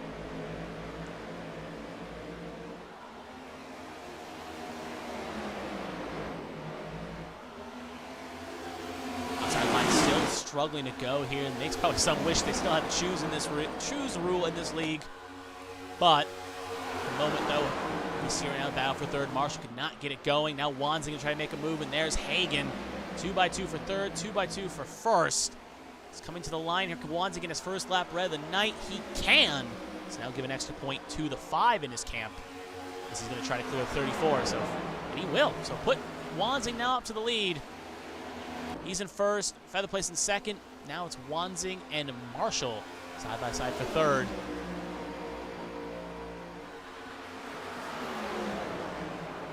So right now, Feather Place is probably going to end up helping Hagen here just a bit, as that's going to be the pick. Basically, Feather Place right now kind of can dictate the lines a little bit. There's a little gearbox just to show you. Wherever he kind of puts his car, it's going to help on the straights, whoever he's in front of, but it's going to hurt going in the corners. He checks him up a little. Now you can see right there, Marshall gets the better toe. Hagen getting a little extra toe of slipstream here. So get close here. A little bit of a checkup, still side by side. We have another caution, so we're going to see who it is. We can see it further back. Dilo's okay. Battles is okay. Johnson's okay. I think it may have been Chris Burton. We'll see in a second here. Obviously, we saw it in the perspective of the incident. Yeah, I think it is Chris Burton. We may have had a separate incident further back. So we'll take a look here. This is Chris Burton. Obviously, it popped up. He had a crash. So we'll watch him first, and then we'll see what happens next. Oh, it's actually further bro. It's Cody Pinnell that's going to get contact. Mongold going to get in with Burton. And they're going to shoot up the road here. And that is going to be the caution. Yep, and I think that is where the yellow point comes out. We'll just double check that. Make sure that wasn't an earlier point. Yeah, point of caution there. You can see the 48 will be the incident question. Actually, 48's well going here at the point of the caution, so that maybe wasn't the Just going to check to make sure, because this is obviously at the point of caution. That you would assume is the caution, but it's not. It's actually further up, because that was obviously 2 cars, so that was not the caution. We see it right here. Battle's obviously on the old tires. This is going to be our point of caution here, so we're going to watch this again, because obviously we're trying to find it out as we go along, because there was one incident. Now here's another. Oh, Battle's just losing on his own. Maybe Netcould with Dixon. Tries to save it, shoots up the road, goes low, and there's nowhere for the 80 of Dila to go. And that is more than likely our caution. If there's a third incident, I'm not sure, but we'll just double check real fast. But I'm pretty sure that is going to be our caution point. Yeah, because that's obviously where the caution came out and the double contact happened. We'll just double check here to make sure there's no random cars upside down or something. Yeah, pretty much everyone else is okay, so that will be the point of our caution. So 2 separate incidents there, one happening on the front, one happening on the back. But regardless, that will bring out our next caution of the night. That will actually help out Burton a ton along with Mongold as they'll get regrouped back up. Up front, Seth Wansing leads the way with Feather Place, Hagen, Marshall, Oberstadt, your top 5. See if anyone elects to pit. Obviously, pit lane was open last time by, so I doubt anyone will come on in this time by, as they would have the opportunity to do it last time. Dila, Fleming, they'll both beat the 10 count here. Brian Johnson will as well. Jonathan Adams just trying to hang on here, maybe get it back, but that's an 8-second damage clock and counting. Staying in his car, though, maybe just hoping he can get back out there, but Dalf obviously he's in the chat right now, so we'll see if he ends up beating the count. So, pace truck here. Lights are out. We're going to go again here with 45, coming to 44. If we get one more caution, maybe 2, I would assume we'll see the final pit stop happening under caution, but see if they run green to the finish is what we hope they do. Feather Place, Wands will be row 1, Hagen, Marshall, row 2, Oberstadt, LaJoy, row 3, Wood, Pinnell, row 4, Dixon, Feemster, your first 5 rows. 16 cars on the lead. Actually, Battles on Mongold have to get caught up, so we'll have 21 cars on the lead lap. Brian Johnson being the last car on the lead lap. Vordon, the only car 1 down. I think he's multiple down. Yeah, he's actually back in the lead lap too, so he got the lucky dog, so he'll be back in the lead lap. So 22 cars on the lead lap. Adams, first car 1 down, but also 8 down and still with a lengthy repair, so all 22 cars theoretically on the track are on the lead lap. So we'll see how it all goes here with 45 to go.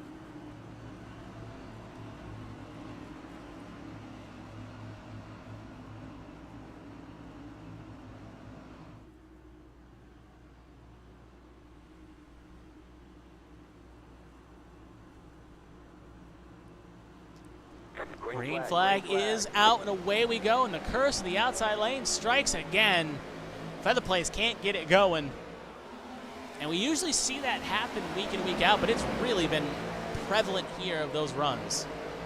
As Hagen now cleared to second, Feather Place falling down to third. As you see right now, Hagen hounding the back of Wansing here. Champions fighting for the lead here. 2-time champion fighting a 1-time champion. As we hit 43 laps to go here. Went single file for the most part. Ryan Pinnell taking advantage of some of the chaos here. He's gotten his car up to 8th. And back with Wood. Kevin Feemster there, up on the high groove. Under pressure from Ryan Dixon. They battle for 9th. With Cody Pinnell there in 10th. So with this chaos, it's promoted some drivers to better results here. Further up the road, LaJoy and Oberstadt, both playoff drivers here. Oberstadt going to try to rip it around the high side. He's the moment. He's currently sitting in 5th, but LaJoy not going to go away like a bad rash. Still hanging on that inside.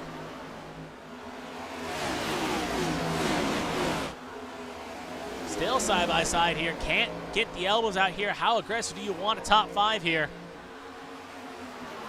Oberstadt will get clear, so put Oberstadt at the moment ahead of LaJoy. We know LaJoy's not going to give up that easy.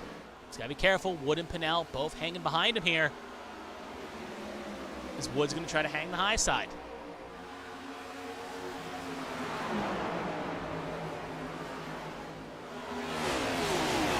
Oberstadt's about for the moment, then we'll cut back up the lead. Wood hits the wall, almost hits LaJoy for his troubles. You flirt with danger, you may end up being an Icarus, and he almost ended up being one, but he'll keep it pointing the right direction. Now going to fall into the clutches of Ryan Pinnell.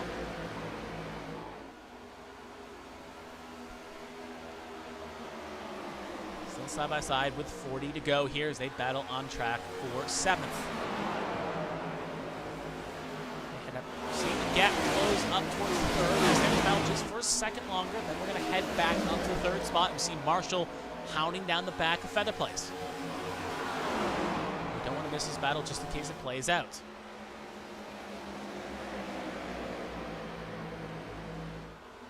Oh, Wood's still there, but I think he's going to get clear. So while we have the second, we're going to jump up to the top 3 here.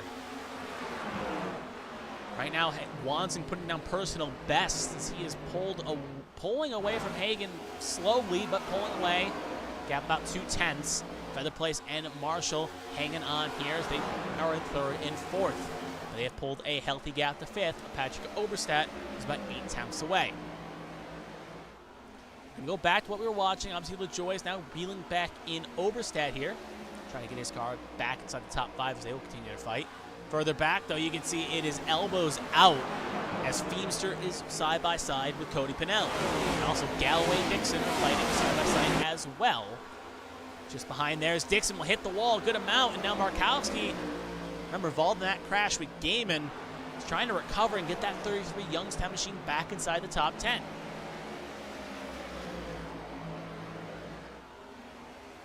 So they'll be side by side here.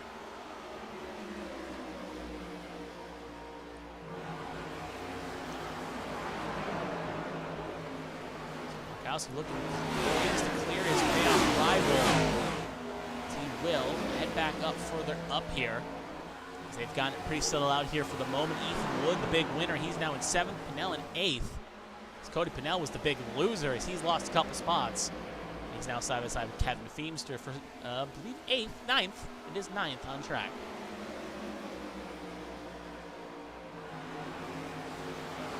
The thing that happens up towards the front, we will cut to it, but we're going to stay back here for a moment. Now going to head back up to the lead. Just to show you how close it is and the times being run here. Hagen is pulled away from Feather Place just a little bit. And is now trying to reel down Seth Wansing's number 5 machine, coming to 35 to go. Check the time spots. Last time by, Wansing was slightly faster. This time by, Hagen was faster in comparison. 29.97 to a 30.06 for Wansing. Last time by, Wansing ran about 2 tenths quicker, so it was a 30.02 to a 30.04.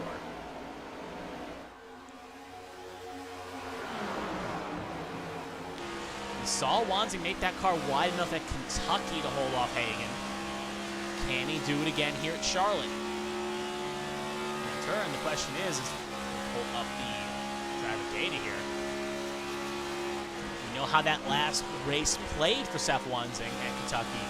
Made the strategy, made the car work out front, but took 4 tires when others took 2. It was not enough to catch back down Matt Bourdon. I do wonder if that is sticking in Wansing's mind a little bit. Should he go the undercut? Should he go the overcut as we've now officially hit the window? Obviously, don't want to give up the fresh tires so you can, but you see Wansing clip the curb. And that's going to allow Hagen and Feather Place to snake on by. So one mistake by Wansing, and that is going to give Hagen some clean real estate here. Now, Wansing's gone from having his choice of what to do. Now they have to be more knee-jerky to try to get back to that lead. He will now actually fall down to 4th as he's lost even more spots. And the thing is, when you make a mistake like that, you have to try to put it behind you as quick as you can and get back on that horse. Some do that quickly, others take some time. We'll see if Wansing can get back in hot lap mode. Right now, that is up to Hagen's advantage here. He's now got clean track for the first time since, I want to say, lap 80 when he came in the top off the start stage number 3. Well, a couple laps after because there was a quick caution. Further back, we'll keep an eye right now as they're still fighting out here. Markowski in 10th as he's now gotten around, I think, Feemster, but Feemster trying to answer back here. Obviously, again, with a lot of some playoff drivers having troubles, that line is going to shake and shake quickly. And with Markowski being the lowest on the totem pole, having no wins and the lowest of the point drivers in, he is knowing he needs to get as many high up as he can get to give himself a cushion heading into next week. Right now, being ahead of a litany of playoff drivers, that is what he's doing right now, as he's going to try to get around Cody Pennell here for 9th. And we'll get clear, so put Markowski now in the 9th spot. Obviously, further back, we see obviously Dixon, Pennell, and a Feemster here fighting for honors.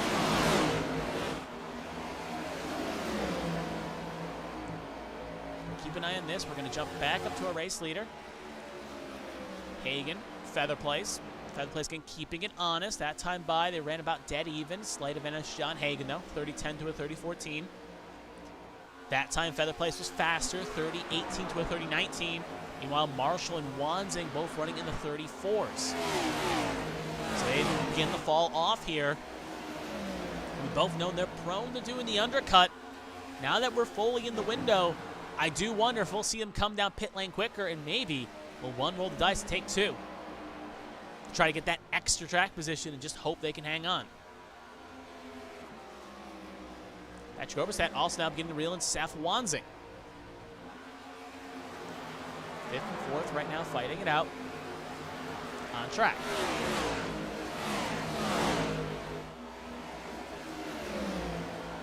Looks like first car actually electing to come in that time by. It will be Blake Galloway. He will make his first stop here. He is out. And Galloway will pit, so he is going to have the super undercut here. We'll see if he can make anything happen. He is now down and away as he now merges on the track. Now Patrick Oberstadt trying to hound down Seth Wanzing. Guy's got this big smorgle of cars here. Pennell, Dixon, Cody Pennell, Feemster, Baxter, all on your screens here. Then you can also count in Mongold and Colin McDonough as they fight it out. Oh, pit stop's happening. Marshall and Wanzing was talking about the undercut, and they will be the first ones to blink inside the top 5. They are both down. We're going to stay on this for a moment just to see what they do. Chris Fleming also in. He will also be a playoff driver. He is in. Now it's up to the virtual crews. What can they do? We'll see if they take 2 or we'll see if they take 4. See if we can get a good angle of this too. Jack's up 2 tires at least for Wanzing. Be bearing to take no tires. 4 tires for Wanzing. Marshall takes 2, he's away. So Wanzing gonna live by the 4 tires, thinks 2 is not gonna be enough. Marshall going to roll the dice with 2. Mike LaJoy also in for his final stop of the night. And we'll stay on him, see if he takes 2 or 4. We know 4 burned Wanzing at Kentucky, but Charlotte a bit different than Kentucky. 2 up on the Hartford Whalers Dirty Air machine. And that will be 4 as well, so he also feels like 4 is his best shot. Ethan Wood, Brian Dixon both in as well. We'll update you on their progress as well when they pit, but again, top 2. Feather Place beginning to fall back a little bit to Hagen. If I'm Feather Place right now, I think I got to come in on that undercut. He's got similar speed to Hagen, but not fast enough speed to reel him down. I don't think the overcut's going to be his strategy here. I think if I'm in the earpiece of Feather Place, I'm telling him, come on in with 23-22 to go. Use that extra lap to jump Hagen and then try to hang on to it. If you're running dead times, it will be easier said than done for that one machine to pass you. Right now, Hagen also going to catch some lap traffic, so this could be the ample time. We'll see if anyone comes in this time by. Markowski pitted, by the way, as well. Oh, Hagen in, almost going to get ran over by Feather Place. Feather Place, though, going to stay out. He stuck the long game last time. He thinks it's his path to success. Cutting the Markowski, he came in, 4 tires for Markowski. Baxter and Hagen in. We're going to keep an eye on Hagen. Does he like 2? Does he like 4? We know the only car in the top 5 to take 2 right now at the moment was Edward Marshall. What does the driver of that 1 think is his best chance of success? Jack's up at least for 2. Does he like 4? Oh, he's also going to take 2. He is in. Feather Place in for his money stop. He is in as well. Brian Johnson also in, along with Kevin Feemster and Chris Burton. He has a far pit stop, obviously, because he had a poor qualifying run. So this is the question. 2 tires in. Jack down. Does he take 4? He also takes 2. And now the question is, was that 1 extra lap going to be enough to do anything with it? Up front, Patrick Oberstadt leads the way. He is also in. He'll give the lead up to Ryan Pinnell. Keep an eye on the blend. There's John Hagan. We're going to go on board with him. You can see right there that light teal bumper as that is going to 34 Feather Place. Johnson trying to rip it around the high side. And that is like not going to make him any friends here. He's a lap down, but he's going to come out well ahead. Marshall is also going to blend with his 2 tires ahead of Feather Place. Worth noting as well, Hagan did have technically the slowest stop at a 10.82, 9.977 for Marshall, and a 10 flat for Feather Place. So Virtual Cruz ended up saving the day there for Hagan, plus the track position, and he is now going to try to set sail with clean track.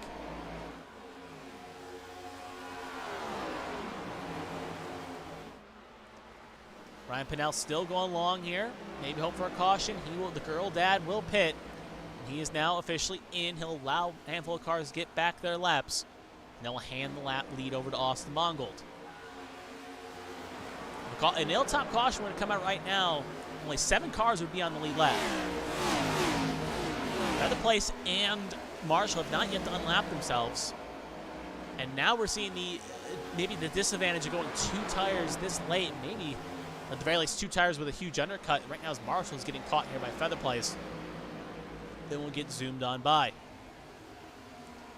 We'll reset the field once everyone pits, but we'll watch how it all plays. So up front, Austin Mongold's both 16 and 34 on lap themselves. Austin Mongold leads the way, as he's going to try to get around Mark Dila's 80 machine. Mongold, McDonough battles Verdon have yet to pit yet. When they all pit, we assume that will cycle out, put Hagan up to the lead with Feather Place, Marshall, Wansing, Oberstadt, your top 5. Battles is in. He said no Moss with 16 to go. He will come on in.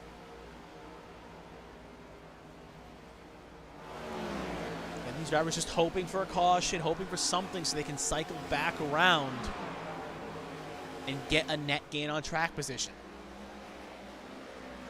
Mongold will stay out another lap here. Meanwhile, Wansing trying to get around Dila. That is actually for position between Wansing and Dila. Dila is also yet to pit as well. So Wansing can get around that, put him in the spot. And he successfully will, so put Wansing down to 7th, Dila now down to 8th.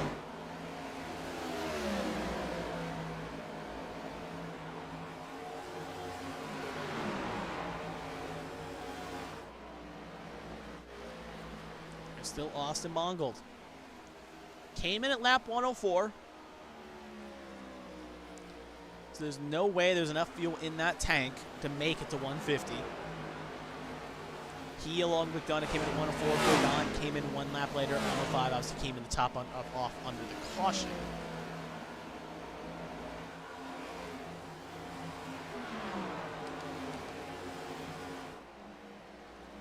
See if he comes in this time by. He will tough it out another lap.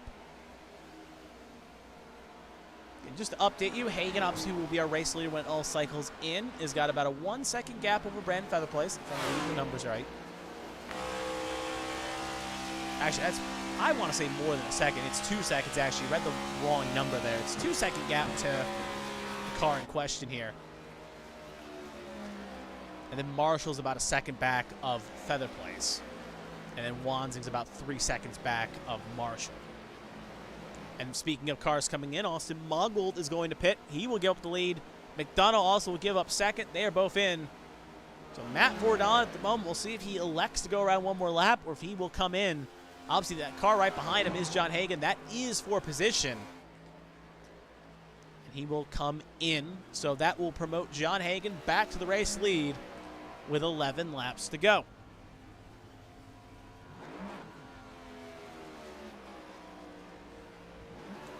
Hagan, Feather Place, Marshall, Wansing, Oberstadt going to be your top 5. Let's just wait for the cycle in. Oberstadt is slowly reeling in Wansing here. Oberstadt did take 4 tires. Wansing took 4 as well. Actually, 2 tires for Oberstadt, 4 for Wansing. So that's 4 tires, not working a treat for Wansing as he hoped at the moment. But right now, he's probably in the camp of drivers, Wansing, Marshall, and a few others hoping for a late caution because they know they got a good short-run car. They can really make it work. For the back, Ethan Wood, Dale Markowski on position, back for track. Brian Johnson is 1 down, so he is not battling for position as we watch this battle. Like I said, every point matters. And if you're Markowski, you don't want to leave a point on the table if you think you can get a good run on Ethan Wood. And also Michael LaJoy just up the road. It can be 2 points if you can get the speed you need to make 2 passes.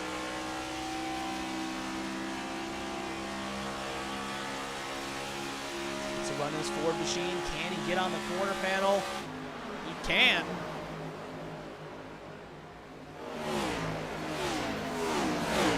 Stay on this just for a second. It's also getting tight between Wansing and Oberstadt. As Wansing is gotten reeled down by Oberstadt, but we're going to stay on this just for a second.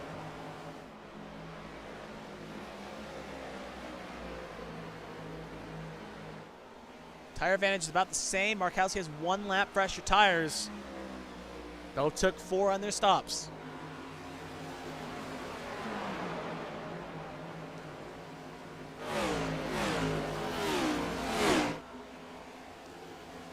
Markowski not going away like a bad rash. Aggressive side drafting. What you probably don't want to hear if you're Hagan leading this race is these 2 cars fighting hard for 8th. When you fight hard and push it to the edge, it sometimes leads to a caution. Still side by side here. Wansing right now beginning to pull away a little bit from Oberstadt. Right there you can see Markowski going to get the job done. Put Markowski now up to 8th as he's going to try to make a late charge here on LaJoy just up the road. Further up the road, we were talking about this. Wansing, Oberstadt hounding each other's backsides. Oberstadt right there is going to get a fender on the corner panel. He is going to be side by side coming to the line. Now, I don't know what has happened in the late run car Wansing, but he is falling dramatically with 4 fresh tires. He is going to get past. Oberstadt now up to 4th. Wansing down to 5th. He's not careful. Cody Pennell and Michael Joyce sit in the distance. Back up front, it's still the John Hagan show. And just to give you an update on where everyone is, Hagan is there. Feather Place 2.5 seconds back. Marshall 3 back. Feather Place 5 of the lead. Oberstadt about 7 back from the lead. There's Wansing 8 back. Cody Pennell about 9 back. Michael Joy about 11 back. Markowski and Wood both about 12 back. And then Brian Dixon rounding up the top 10, currently about 12 and a half back.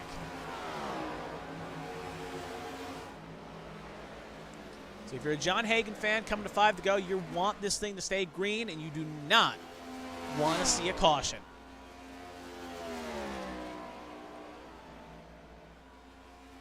Obviously 5 laps is not a long time around here. About 5 miles when he comes to 4 to go, a little over 5 miles, 6.5 miles, now about to be 5 miles. But it can go by in a flash.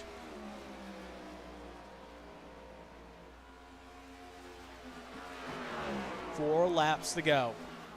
Feather Place did close the gap a little. It's down to 2:30, but this pace, it's not going to be enough.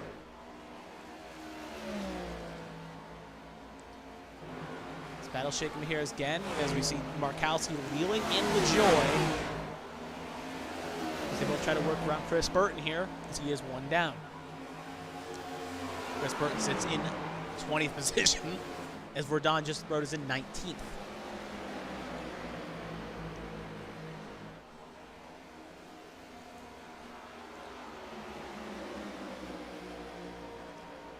Three laps to go here.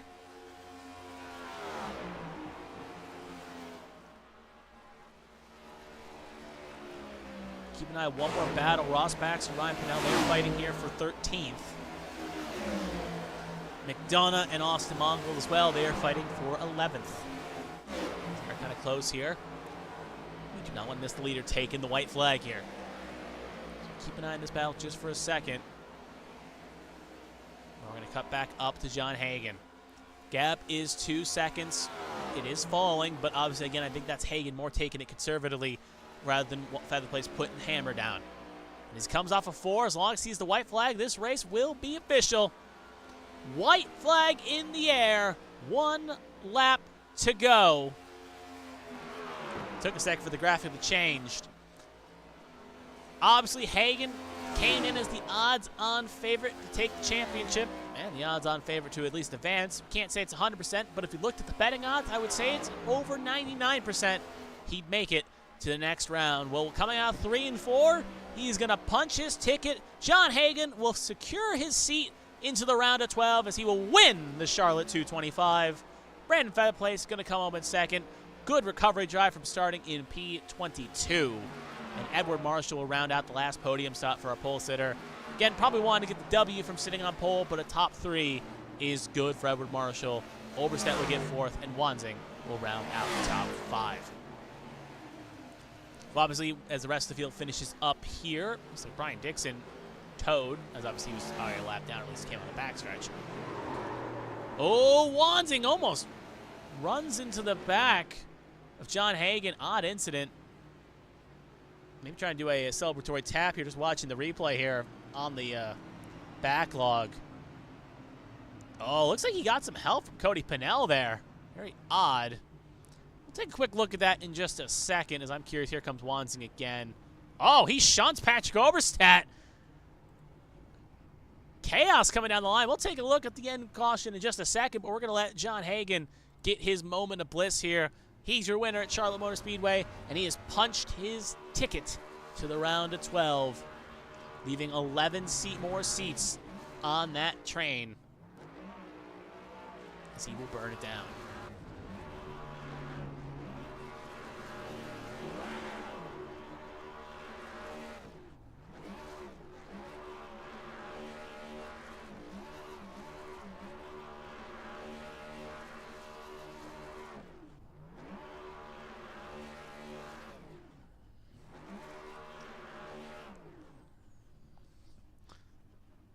So John Hagen will do a very quick celebration there.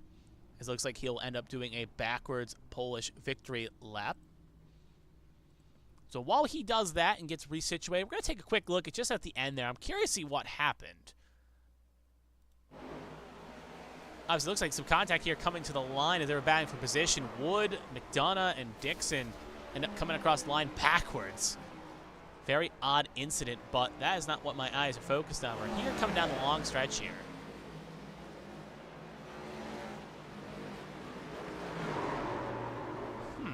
Very odd incident. Sorry, I don't want to focus on driver at the end of the race, but this is very odd. Checkup happens. Hits the corner pelt. Maybe indirect. Who knows? But that ends up getting Steph Wanzing around.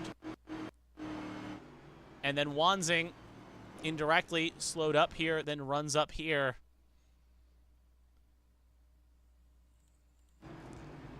Then speeds up, misses pit lane, and then checks up and gives a shunt to Patrick Oberstadt. Clearly not happy with something Oberstadt did while they were battling to the line there, and then he will also tow it to pit lane. So very odd finish here, but there's John Hagen doing his backwards victory lap, so he left him. We'll take a quick look at the results, and then we'll head on towards the interviews here, so do not go anywhere. John Hagen takes the race victory with Brandon Featherplace in second, Marshall third, Oberstadt fourth, Seth Wanzing rounds out the top 5, Cody Pinnell in 6th, Michael Joy 7th, Markowski 8th, Austin Mongold 9th, Ethan Wood rounds out the top 10, McDonough, Dixon, Pinnell, Baxter, your top 14. Let's move further down the results page. Feemster, Fleming, Galloway, Battles, 18th. Matt Vordon, first car one down, 19th. Recovers at least to get to 19th. Burton, 20th. Brian Johnson, the last car on the lead lap, 21st. With Dila, the first retirement, 22nd. He came off with 10 to go. Then Adams, Gaiman, Withers, and Kent, all playoff drivers, all not finishing this race through 23rd through 26th. So see if anyone is ready to go. Top three are all in the waiting room, so we will make sure all the interviews are good and all the mics are hot. That they are. So now we will head on through here, and we'll hear from our race winner first, John Hagan, and we'll hear his thoughts now. John, this is Kevin the ABM booth. You got a copy? I do. Obviously, you had a very maybe uneventful race, at least to the final stage, but you bring home the W and punch your ticket to the round of 12. But first, we got to start at the beginning as well. Charlotte, obviously being intermediate track, you've been very strong at intermediate tracks. Do you think, obviously coming into the night, did you feel like you're on the cards to find victory here? Was this Charlotte track in your wheelhouse of intermediate tracks? Yeah, Charlotte is one of the it's the home track race, and everybody's done laps at Charlotte. Countless laps at Charlotte, whether it be like rookie street stocks or anything. So I love this place, and it felt pretty good. The set didn't feel anything crazy. It wasn't unpredictable. So it sort of just came naturally, I guess. Mm-hmm. Looking onward, obviously saw in the first and second stage you were pulling away. Do got to ask, out of all the cars that were behind you, who did you think was your main threat coming into the final stage there between like Feather Place, Marshall, Wansing, Oberstadt, Adams? Who was your main threat going into that final stage? You felt like in your perspective idea. The only two that I saw that had the ability to maintain some sort of long run pace was Feather Place and John Adams. And Adams got caught up in that wreck, and I just put myself in front of Feather Place so that I could control my destiny. So those two were definitely fastest. I think Adams was a touch stronger. He just got caught up in some bad stuff. Mm-hmm. Looking, obviously, you saw in the first stage and some of the second stage he was catching up, but obviously had a few mistakes that probably wouldn't feel too proud of. We do got to ask in the final stage, obviously the caution came out, you came in, and then we saw you top off and almost end up getting at least in two accidents out of your perspective. What was the mindset of giving up the lead to come in the top off, hoping it stayed green? I'm curious what your mindset was, as it didn't seem like it was an interesting call, so I assume you still had two pit stops regardless from when you came in. No, so the start, if it had gone green all the way through, like start of stage 3, it would have been a 2-stop race.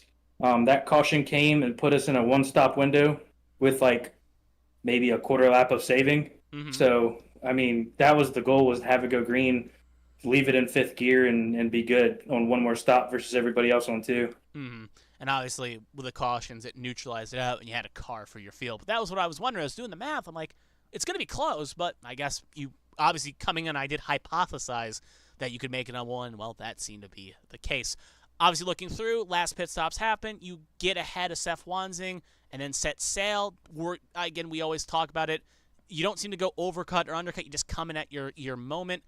Were you worried that the undercut or the overcut from Feather Place was going to catch you? And in turn, did you feel you went 2 tires? Did you feel like that was safe, or did you feel like 4 tires it could have been better? But I guess the question is, was 2 tires the correct call, or would you rather put 4 on it?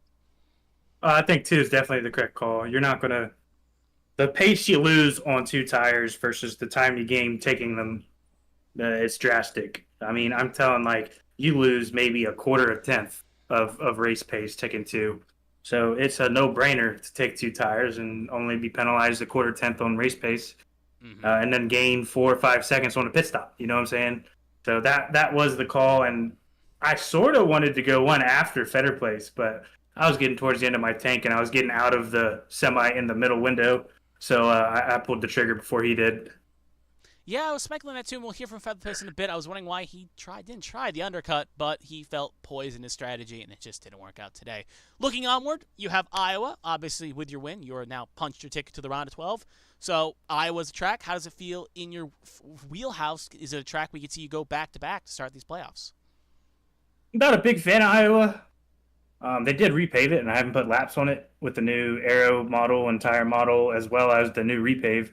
That's a big unknown, but, I mean, we'll do our homework and we'll go to work. Mm-hmm. Well, we'll see how that all plays out. But does anyone want to thank family, friends, sponsors, what have you? Floor is yours. Take it away. Shout out SRD Motorsports, John Smill, and the whole crew. A great team to be with, and shout out to John for putting the paint scheme on the car and putting me in the car. Shout out the ARCS A Squared admins for putting on this league week in, week out. I appreciate them and what they do. Shout out you, Kevin, and everybody else behind the scenes at ABN that puts on these broadcasts. Y'all do an amazing job, as always. Shout out my beautiful girlfriend for putting up with me every week. Well, it's been great talking to you, John. Obviously, enjoy the rest of your week, and we'll see you back here at Iowa and see if you can go back and make it 2-2 to start the playoffs. But take care. Have a good rest of your week.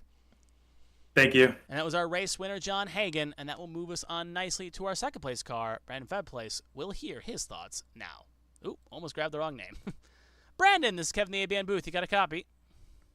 I do. How's it going? It's doing great here up as well. Obviously, you had a very interesting race, to say the least, trying to do the first challenge pretty much, and we'll obviously have to start with that. What happened in qualifying is we usually see you, even if you have a poor qualifying, you're still in the teens, but mistake happened. You started firing off in P22, so what happened during qualifying to get that 34 so behind the 8-ball?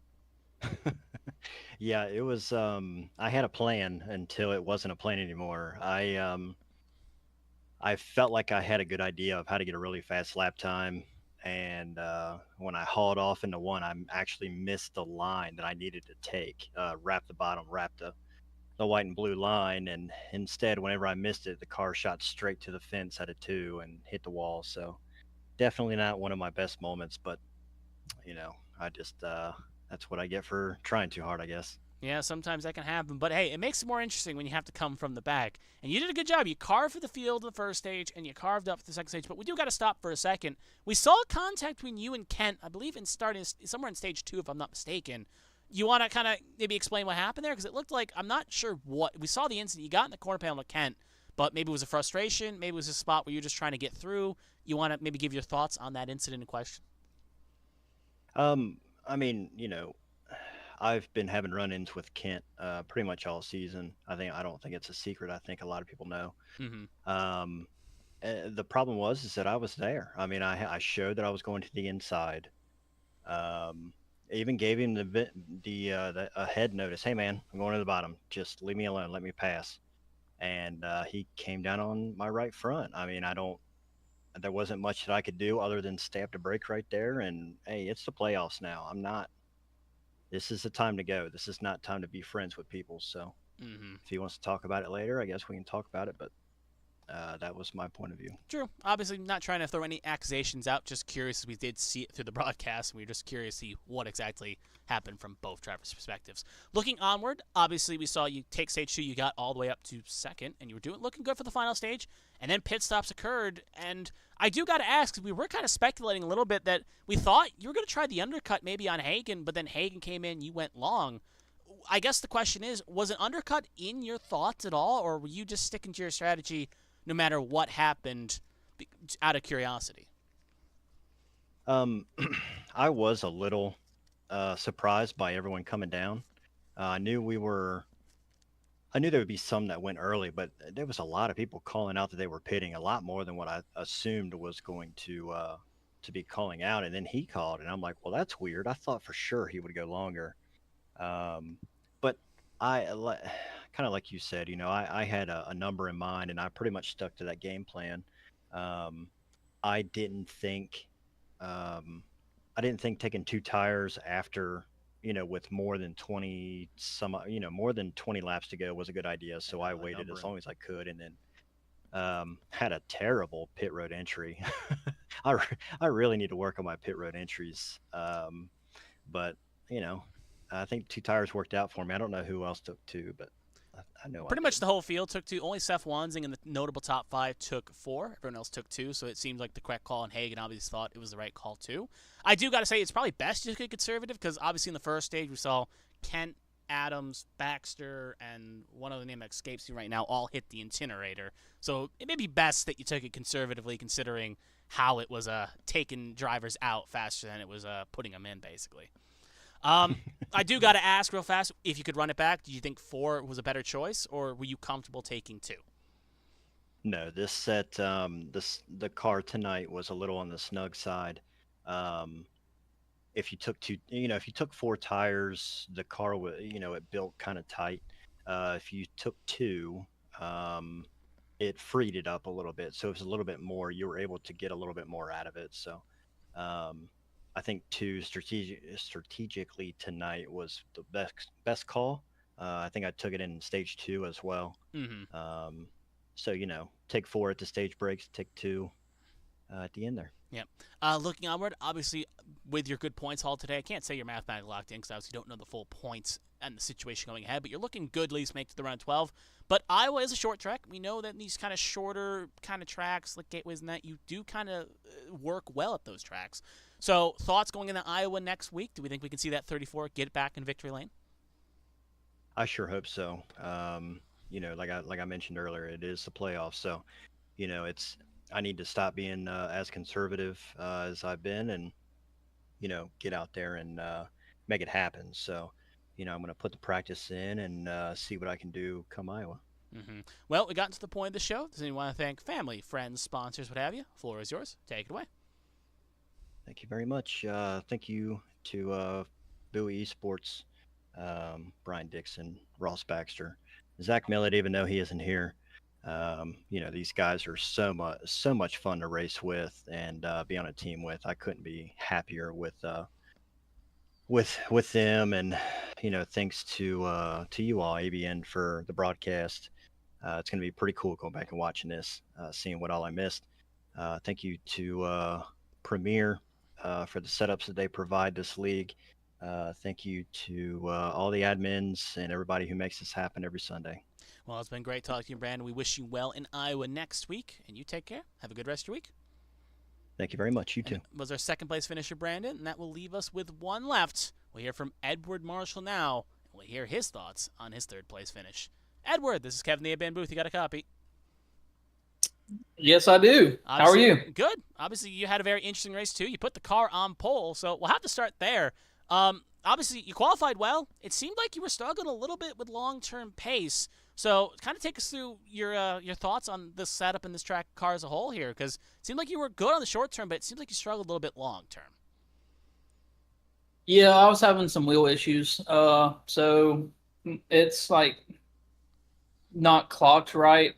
So when I'm going off into the turn, I'm using more steering than anticipated, and I was just cooking my right front off.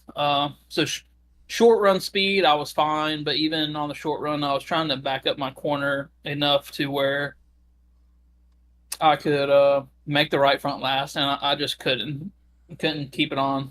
Mm-hmm. Setup wise, it was all right. It was on the snug side, but I think that's what a lot of people prefer. It's really hard to race a loose setup with a field full of drivers that range from all skill levels. So having a little bit snugger setup is probably best. Mm-hmm. Looking onward, obviously first and second stage, you were driving quite nicely. You did some undercuts, but you were still getting top 5 points, doing good. Then the final stage happened, and obviously we saw you in that battle, and we hypothesized a little bit that you were going to go for the undercut as it was poised. But I do gotta ask, because you seemed very strong in the undercut. You even went further than a lot of the fields. Was that by design, or were you just trying to get ahead of the tires cliffing? What was the mindset for going for the undercuts so aggressively? It's all based off of my right front. I could tell when the car was losing it.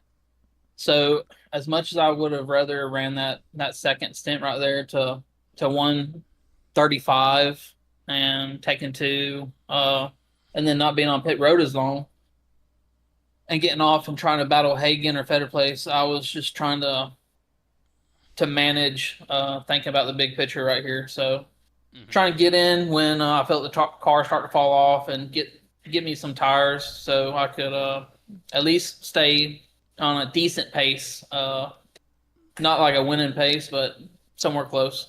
It did work, and it worked quite nicely. Obviously, you sometimes got to crawl before you walk, and obviously getting third place honors when other drivers were struggling definitely worked out quite nicely. Other than that, though, you kept your nose quite clean.